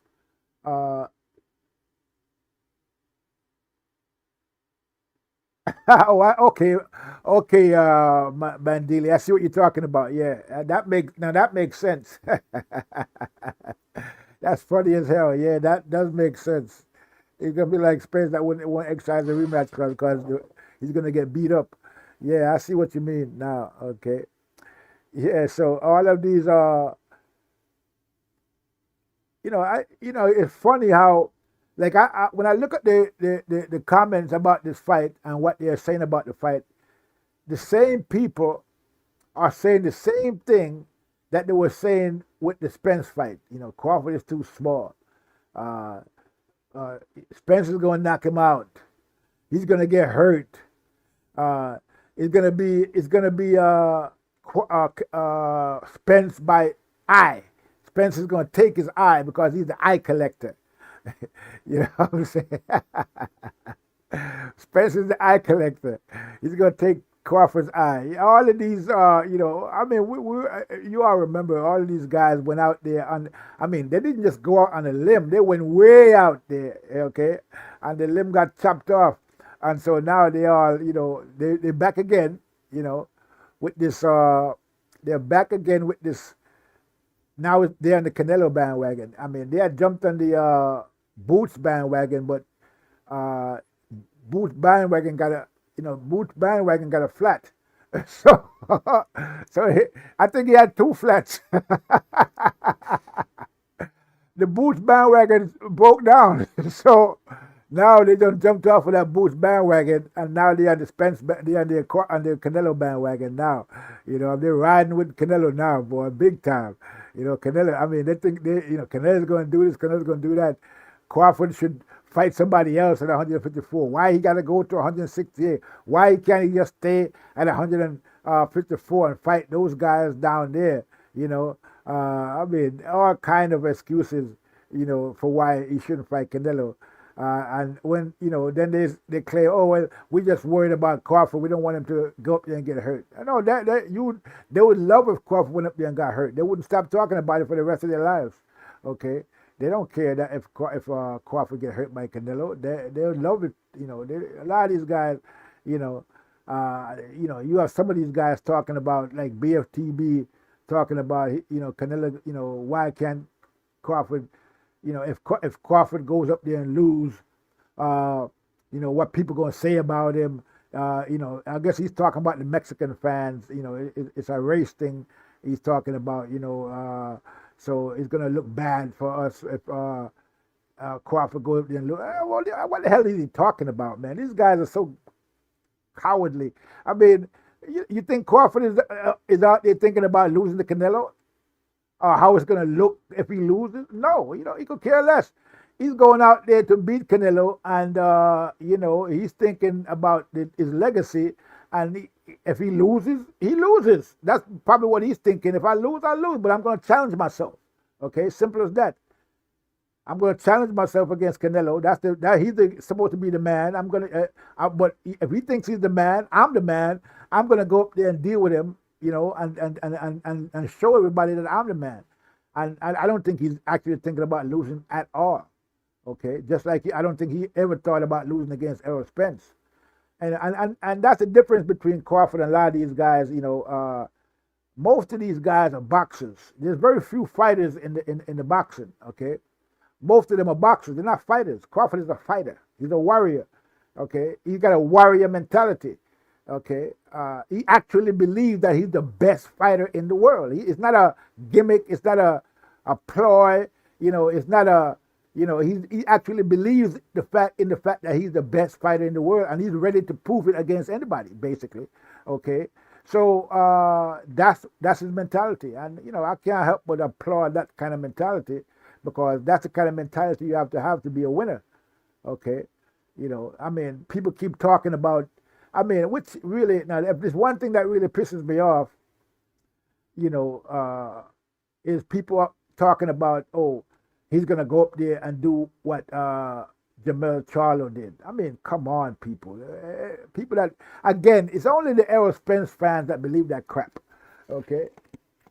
Nobody is going to go up, Crawford is not going to go up there and do anything like what Jermell Charlo did. Jermell Charlo went up there strictly for the money. He had no. I don't even think that Jermell Charlo even dreamed of actually winning that fight. Okay, He didn't even dare to dream it. He went up there strictly for the money. He got his money and then he disappeared. Okay, and we saw him. He came back. And he's talking about you know, he's talking about, oh, send me anybody from at 154 pounds, and the money got to be right, and make it make sense. What? Anybody at 154 pounds? Why don't you call out a name? Okay, call a name out. Call out somebody at 154 pounds. Don't say, oh, you just give me anybody at 154 pounds. No. Call out a name. Okay, and the name that you should be calling out is Crawford at this point. You know, he smashed your guy, Errol Spence. While he was smashing Errol Spence, he stood up on the ropes, or he came to the ropes and told you that you're going to be next. Okay? He told Jermell Charlo while he was beating Errol Spence in the ring, you're next. You're going to be next. Instead of Jermell Charlo jumping up, going up to the ropes where Crawford was, and say, okay, yeah, you know, after the fight, jumping into the ring and saying, okay, you want me next? Let's get it on. No. What did he do? What did Jermell Charlo do? He was talking to the guy next to him when Crawford was talking to him, and the guy said, what was it? What's that all about? And what did Jermell Charlo say? I don't know what he's talking about. I'm fighting Canelo next. I mean, come on, man. I mean, this guy, Crawford gave this guy a perfect opportunity to set up a mega fight with the two of them, right? That would have been a mega fight between him and Crawford, right? Two undisputed champions, you know, fighting it out. And what did this guy do? He fumbled the bag, right? You know, he went up there and fought Canelo instead, okay? I mean, it's crazy, man. Okay, what is Bandili saying? The fact that these dudes compare Bud to Charlo tells you they don't understand what they're watching. Too many of these channels. Exactly. No doubt. You're 100% correct, man. 100% correct. They have no idea what they're doing. They're watching Crawford. And, you know, it's funny. It's really funny that Crawford has so much respect from fighters like the European fighters, the Eastern European fighters, the Russian, Ukrainian fighters. He gets so much respect from people like Lomachenko, Usyk, you know, Madrimov, Bivol, and in his own country, he gets no respect whatsoever.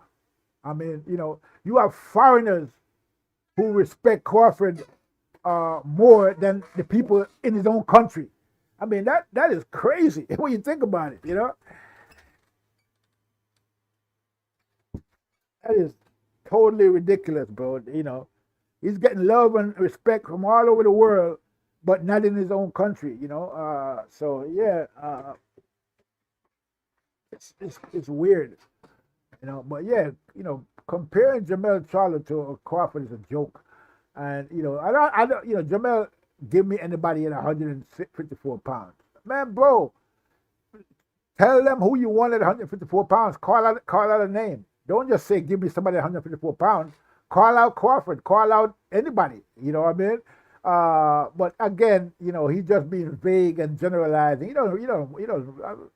I don't think. I mean, I don't see. I don't even know if Jamel Charlo is ever going to fight again at this point.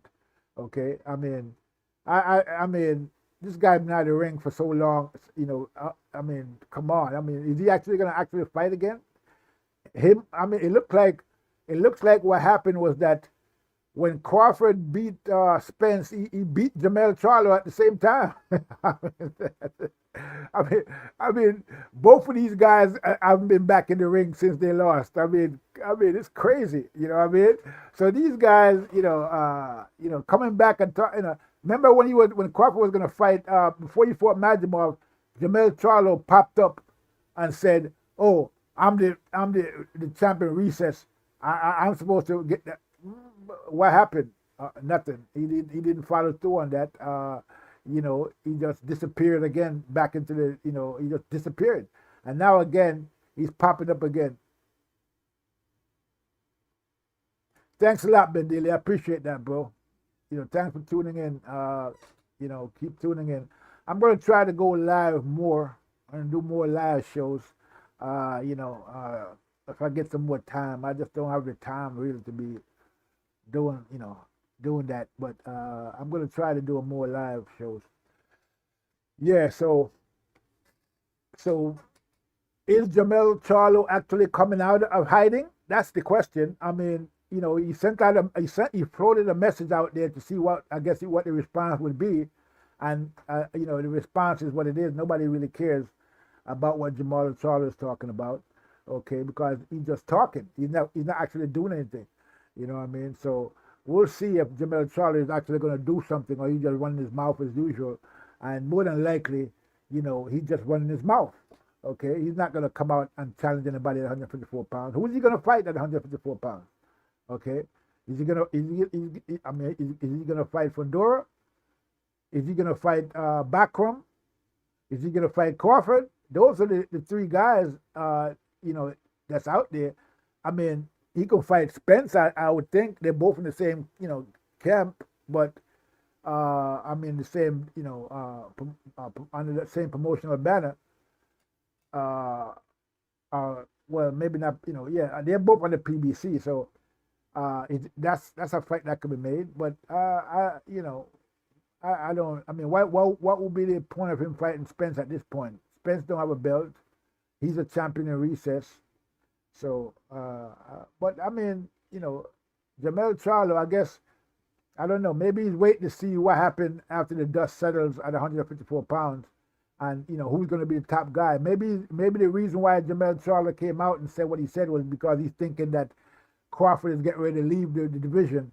So it's safe for him to come out of hiding now, that Crawford might be getting the fight with Canelo. And once Crawford get that fight with Canelo, I don't really see him coming back to 154 pounds. I think he probably get the fight with Canelo and then retire, But you never know because he's still good. He's still, relatively young. So maybe he might get another fight. Maybe he might decide to fight somebody at 160. Okay.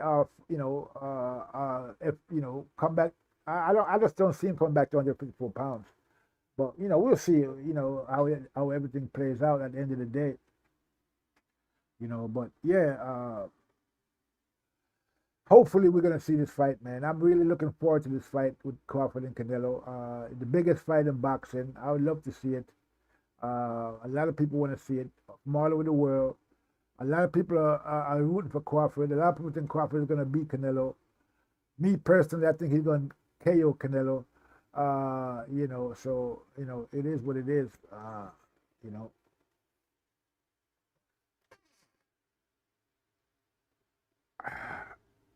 Okay, so right now the video that's playing on the screen is the Monster by knockout, David Benavidez versus David Morrell. I guess we could switch gears for a minute and talk about that fight. What do you people think is going to happen in this fight with David Morrell and David Benavidez? Who do you think is going to win?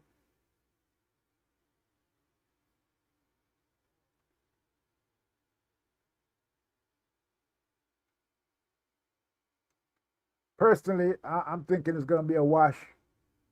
I think that I think David Morrell is green. I think that he does a lot of things in the ring that don't really add up. Okay, I think he wasted a lot of energy throwing all these hard shots.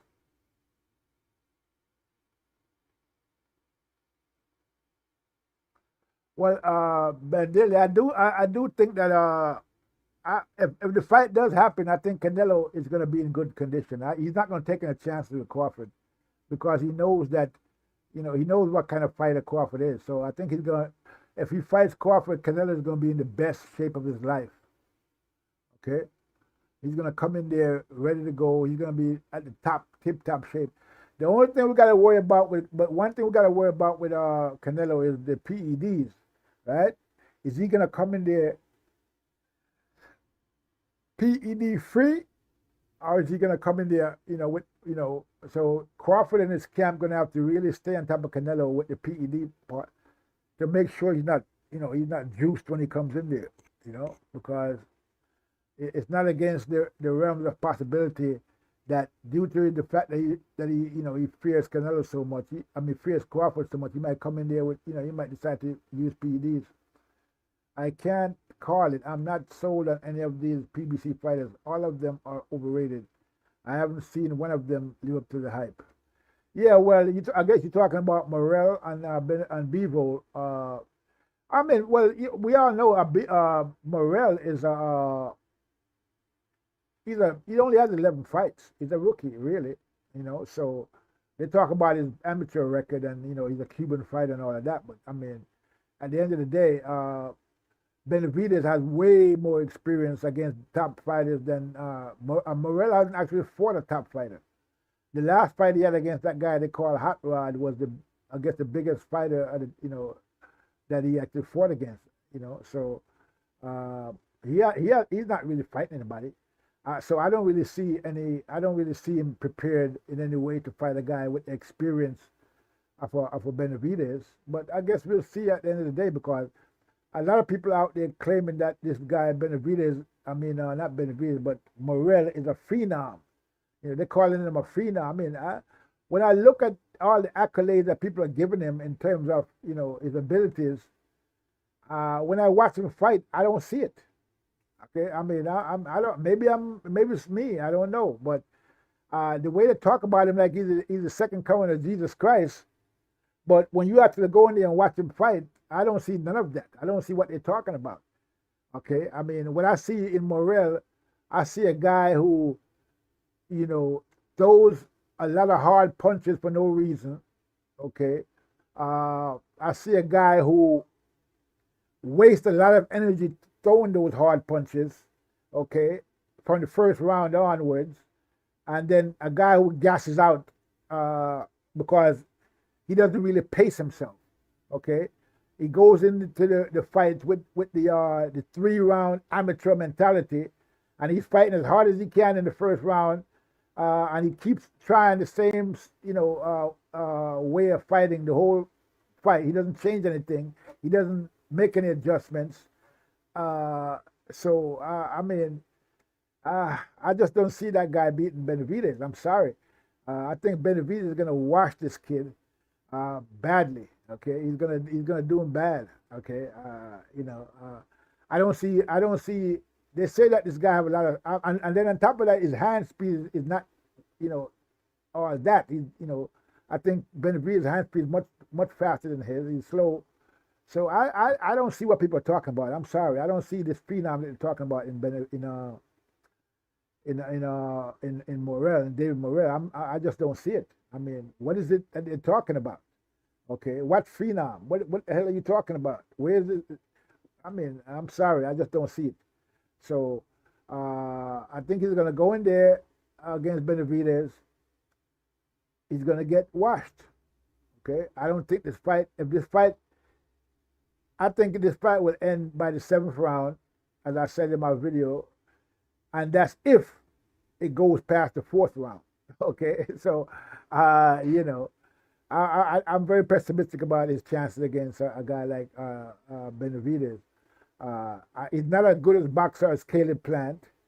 Okay, Morel, he's not as experienced a boxer as Caleb Plant. He's not as good either. So you know, I just don't. Maybe he's stronger than Caleb Plant. He got more power, maybe. But other than that, I don't see anything that they're talking about with him at all. And his power is not even that, you know, what they claim it to be. So everything that they're claiming about this guy Morrell is basically fake. I don't see it. I'm sorry. I don't see anything in David Morrell that can say he's a power guy, or he's a power puncher, or he's a good boxer, or I just don't see it. I'm sorry. You know, maybe somebody else can point out you know, something that I don't see, I'm not looking at. But unfortunately, when I look at David Morrell, I see a mark. I see a guy that's going to get brutally beat down by David Benavidez. Probably one of David Benavidez's easiest fights. It's a mystery to me why his team would put him in there against a guy like Benavidez when he only has 11. He only has 11 fights. So I just think this fight is a mismatch at the end of the day. Okay, I could be wrong again. I mean, I'm not perfect. I could be wrong, but I doubt it. Okay, but I guess it's going to be an interesting fight. There's a lot of build-up, hype, so we'll see what happens. But more or less, I think that David Benavidez is going to beat this guy up. Okay, send him packing back to Cuba. I mean, he's not going. I mean, I'm just joking. He's not going back to Cuba, but he's not going to. I don't think he's going to beat Benavidez. I'm sorry, I don't see it. I don't see what he has, you know, to beat a guy like Benavidez. I mean, Benavidez has been in there against the top guys. Okay, so, you know, in his weight class, yeah, and in terms of power and all of that, you know, they're both moving up to 175 pounds. Really, they both just moved up there. So, you know, it should be but I guess it'll be an interesting fight. You know, it should be. We should see. You know, we'll see what happens. Again, I think it's going to be anticlimactic. You know, I think this baby is going to go in there, wash him, and then leave. I don't see anything. I don't see this as, you know, people talk about it's going to be the fight of the year. Well, I don't know. It's going to be the fight of the year in the sense that they're seeing that, they're thinking that Morrell is going to be putting up a great fight against Benavidez. I don't see that. Again, I see Benavidez by KO. Now, again, I could be wrong. You know, that and it could go the totally opposite way, but I don't think that's likely. It's not impossible, but it's not probable. I don't see it. You know, I think when David goes in there and start unloading on him, you know, the hand speed, the combinations. Now, the only thing that I think that this guy has that he could probably give Benavidez a little trouble is probably his movement. You know, but I don't see him moving as good as Caleb Plant. Okay, he's not that good of a foot mover as Caleb Plant. He doesn't have the same kind of footwork or footwork that's as good as Caleb Plant. So I don't think, you know, him moving is going to help him at all. Maybe he has, you know, he's stronger than Benavidez. So, but we'll see what happens. You know, but it's not looking good for this guy Morrell at all. I don't really see him doing anything much against a guy like. the biggest factor for Benavidez is the experience. He has a lot of experience in there, and so I can't see Morel overcoming that, like that.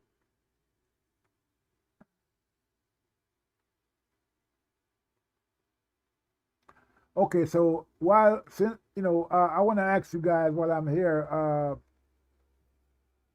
what do you think about the Devin Haney comeback fight? I'm hearing that I'm not sure who he's gonna fight on his comeback.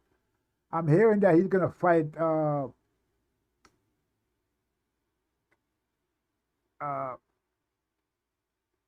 Tevin Farmer, and then I'm also here he's gonna fight Broner. So I'm not sure which guy he's fighting on his comeback. If anybody knows, let me know in the chat. Tevin Farmer, I would think would be a dangerous fight would be a dangerous fight for. I think that would be a dangerous fight for him.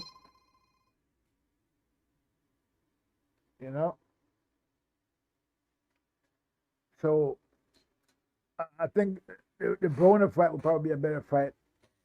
Fighting a guy like Farmer, I don't, Farmer, I think he probably got robbed in his last fight. I didn't watch. I saw some of the different. I watched the fight, but I didn't really finish watching it. But I don't know. I think that coming back against a guy like Farmer, I mean, not to say he probably can't beat Farmer because Farmer is a smaller guy than him. I mean, Farmer is really 130 pounder at the end of the day. So maybe he might, weight bully him like he does a lot of guys in there. But coming back against a guy like Farmer might be a little bit too much for Haney. I think he probably go. Haney needs to move up to welterweight. That's what it comes down to. Okay, Haney needs to leave 140 pounds, move to welterweight, and fight there. I think he'd be a lot stronger there. Probably have a little more power.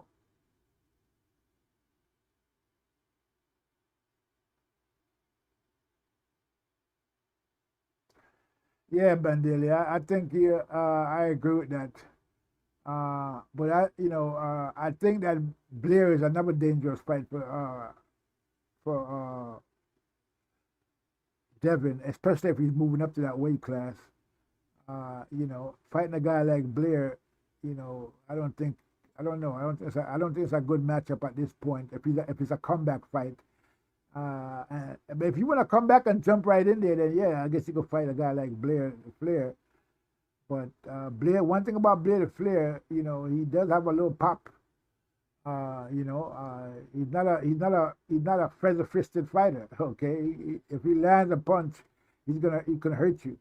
So that might be a bridge too far for Devin to come back on his first comeback fight and fight Blair Cobb. But it would be a interesting fight. It would be a fight that people can get behind.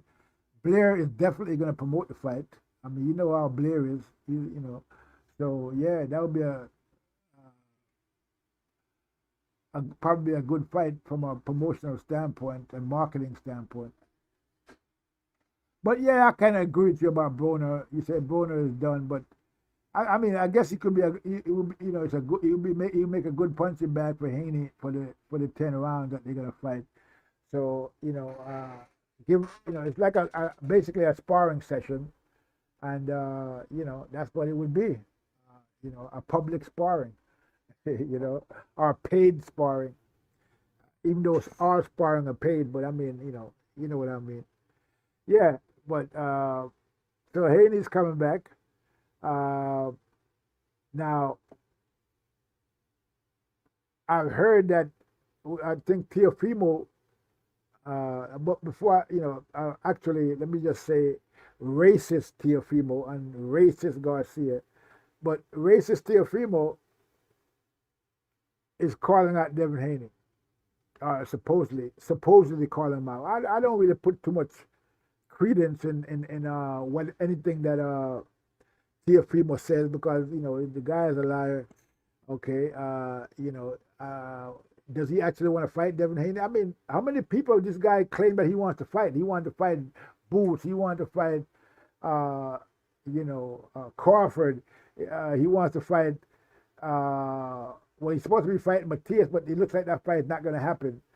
Uh, see the thing. I mean, this guy goes around, makes these ridiculous call outs, and then say when the fight don't happen, he said that people ducking him. He's trying to say Crawford is ducking him.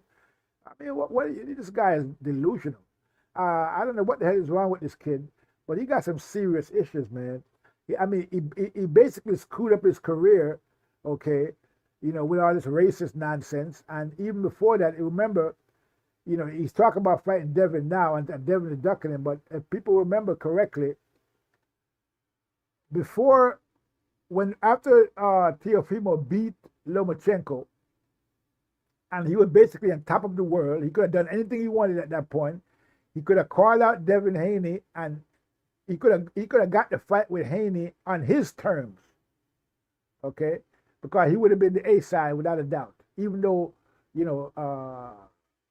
Haney was a champion at that time, because Lomachenko had dropped the WBC belt instead of fighting his mandatory with Haney, which to tell you the truth, if Haney would have fought Lomachenko when he wanted to, right before Lomachenko dropped that belt, Lomachenko would have beat Haney.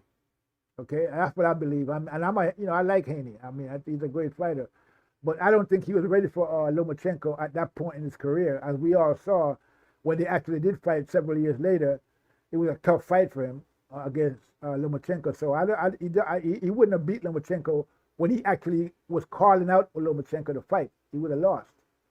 Okay, that's what I think. But anyway, so everything was set up. Bob Arum wanted Teofimo to fight Haney, right? After Haney, after he beat Lomachenko, after Teofimo beat Lomachenko, Bob Arum wanted him to fight Haney next. He was, supposed to be like, I think it was a $4 million fight for him. He would have got like $4 million for that fight. What did Teofimo was so afraid of fighting Haney? What did he do? He went behind his own promoter, right? Tried to make a deal with Black Prime. Not Black Prime, but I forgot it. Was it Quizler or Twizzler or something like that? I forgot the name of that company. And he set up a fight with Kambosos instead. So this is the kind of thing why Teofimo's career is where it is. They don't know anything about business. Him and his father, they don't know shit about business. Okay, so he was supposed to fight Haney after he fought Lomachenko, which would have been perfect for him because Haney had a belt. He had 3 belts, and he would have became undisputed if he had fought Haney and won. But instead, what did he do? He went. He called himself. He claimed that he was undisputed because he had the Duck belt, the franchise belt. Okay, he claimed that he was undisputed, and he, instead of fighting Haney like his promoter wanted to, he decided that he wanted to fight Kambosos, and we all saw what happened. Okay, Kambosos waxed that ass. Now I'm pretty sure Bob Arum wasn't very pleased with that. Okay. He wanted the guy to fight Haney. Instead of fighting Haney, this guy went against his wishes and fought Kambosos and lost the belt. Right? Lost the belt. Right? So, those are the kind of moves that Teofimo has been making. Okay. And, the fact that he started talking about all this racial stuff didn't do him any good or any favors, didn't really go well. Because at the end of the day, what Teofimo is failing to realize is that he doesn't really have a fan base, okay? And the little fan base that he does have is a black fan base, basically, okay? So when you go out there and start talking all that racial nonsense, you're going against your own fan base. The people that actually, watch you fight and, would pay to see you fight. It's mostly black fighters. Black fans that that's in his fan base. He don't have any Mexican fans. I mean, he's not Mexican. He don't even have any Honduran fans, I don't think. Not he have more American fans than he have Honduran fans.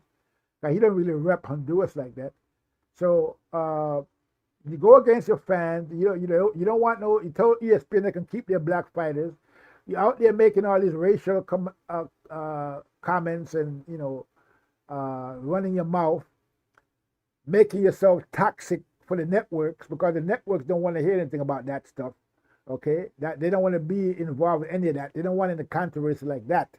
Okay, they don't mind controversy, but they don't want any racial controversy. Okay, so naturally, they're kind of like keeping him at arm's length. So they had a fighters meeting recently, not too long ago. I had the video. It's in my video that I did, and he was saying that his father was saying that they're trying to get rid of them.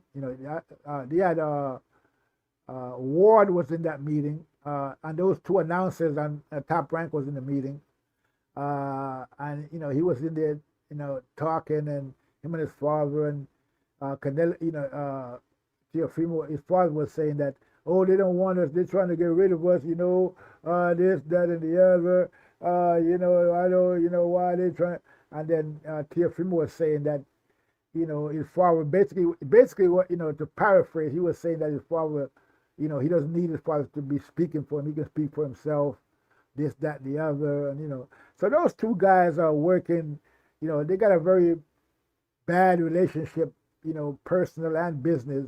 The father is drunk half the time, talking a lot of nonsense. Teofimo talking nonsense. They're just bad business people, and I don't think Top Rank really likes Teofimo like that anymore. I think that fight that they was trying to make up with Matias was basically throwing Teofimo to the wolves. I don't think Teofimo wants to fight to fight that guy Matias. I think he doesn't want to really fight anybody. I mean, at the end of the day, he just calls people out and then say they're ducking him. All right. So, I mean, he's calling out Boots, he's calling out Crawford, he's calling out all these people. And none of those fights are realistic at the end of the day. Okay. None of them. Okay. So, and, I don't know. I think Teofimo, they basically, him and his father basically screwed up his career to the point now where, he's basically begging for fights. Because he's not making any real money when he does fight. Okay, everybody's making more money than him. So at this point, we hear him coming out and saying that, how much is it to buy up my contract? Now he wants to buy this contract and become a free agent. Okay, I don't think that's going to happen. I don't think he has the money to buy his contract out. And I think that. Maybe he has somebody that wants to pay to buy him out. But I don't know who that would be. But, I guess we got to wait and see. But Teofimo is moving kind of weird. And, it's not looking good for him at all. From what I'm hearing, he was supposed to fight.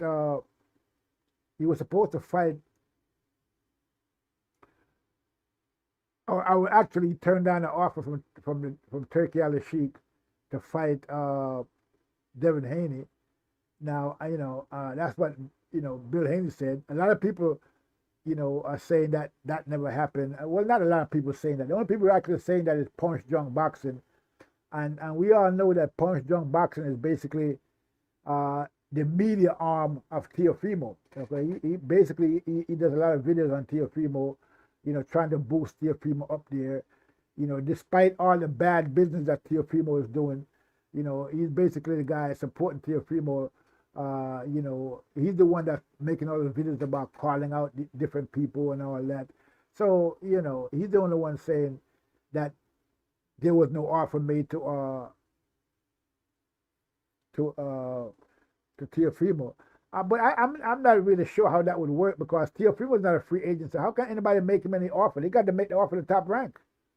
Okay, And I'm pretty sure once that Top Rank get the money, they're not going to give it all to Teofimo. I mean, you know what I'm saying? So I don't know what the hell, they're going to take their money and give him what is regular pay is, whatever that might be, $1 million, 800,000, 500,000 or whatever. Because according to him, he has never made $1 million yet. So, it is what it is. I don't think that, I mean, to say that Turkey never offered him, the claim is that Turkey offered him 5 or 6 million to fight Devin Haney, and he turned it down. And then later on, he caused Devin Haney tried to make an offer to Devin Haney to fight on Top Rank, for a lot less than that, and then they're going to be the A side. When Teofimo never sold a pay-per-view, doesn't have really any fans, doesn't have a fan base, he's out there becoming toxic because of his racial comments and all the stupidity that he's actually coming out of his mouth all the time. So how can he be an A-side against Devin Haney? What is he talking about? Devin Haney was actually undisputed, while he's a fake undisputed fighter. So, I mean, this guy's delusional, thinking that, he's going to be the A-side in a fight against Devin Haney, on the Top Rank. So Devin Haney and Bill Haney, they refused that. They said, no, we're not doing that. And I don't blame them. I wouldn't do it either. I mean, I wouldn't even give Teofimo a fight if I'm Haney under any circumstances, whether it's Turkey Al-Sheikh offering me the money or not. I mean, I wouldn't fight him because he's a racist punk, and why put money in his pocket? Why are you gonna put money in a racist bigot's pocket? Let him stay there, self-destruct like he's doing right now, and go broke. You know what I'm saying? That's basically what should happen. At the end of the day, I don't have any respect for people like that. Okay, always clout chasing, talking nonsense, making racial remarks. The guy is a clown, and no black fighter should fight him. Talking about bananas, any monkey that want the banana. So that means that anybody that fight him, if they're black, they're the first monkey that want the banana, right? Is that what that means? So who's gonna volunteer to be the first monkey?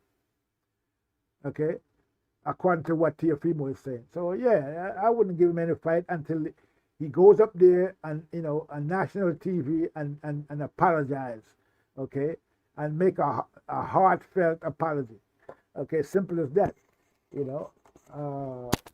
but I don't know. I don't really see that happening, but you never know. But that would be my condition to give him a fight. He'd have to go on TV and apologize for making those racial remarks. Okay, and more than once he'd have to apologize too. So, that's how I see that. But Teofimo is another guy that basically is basically an underachiever at this point.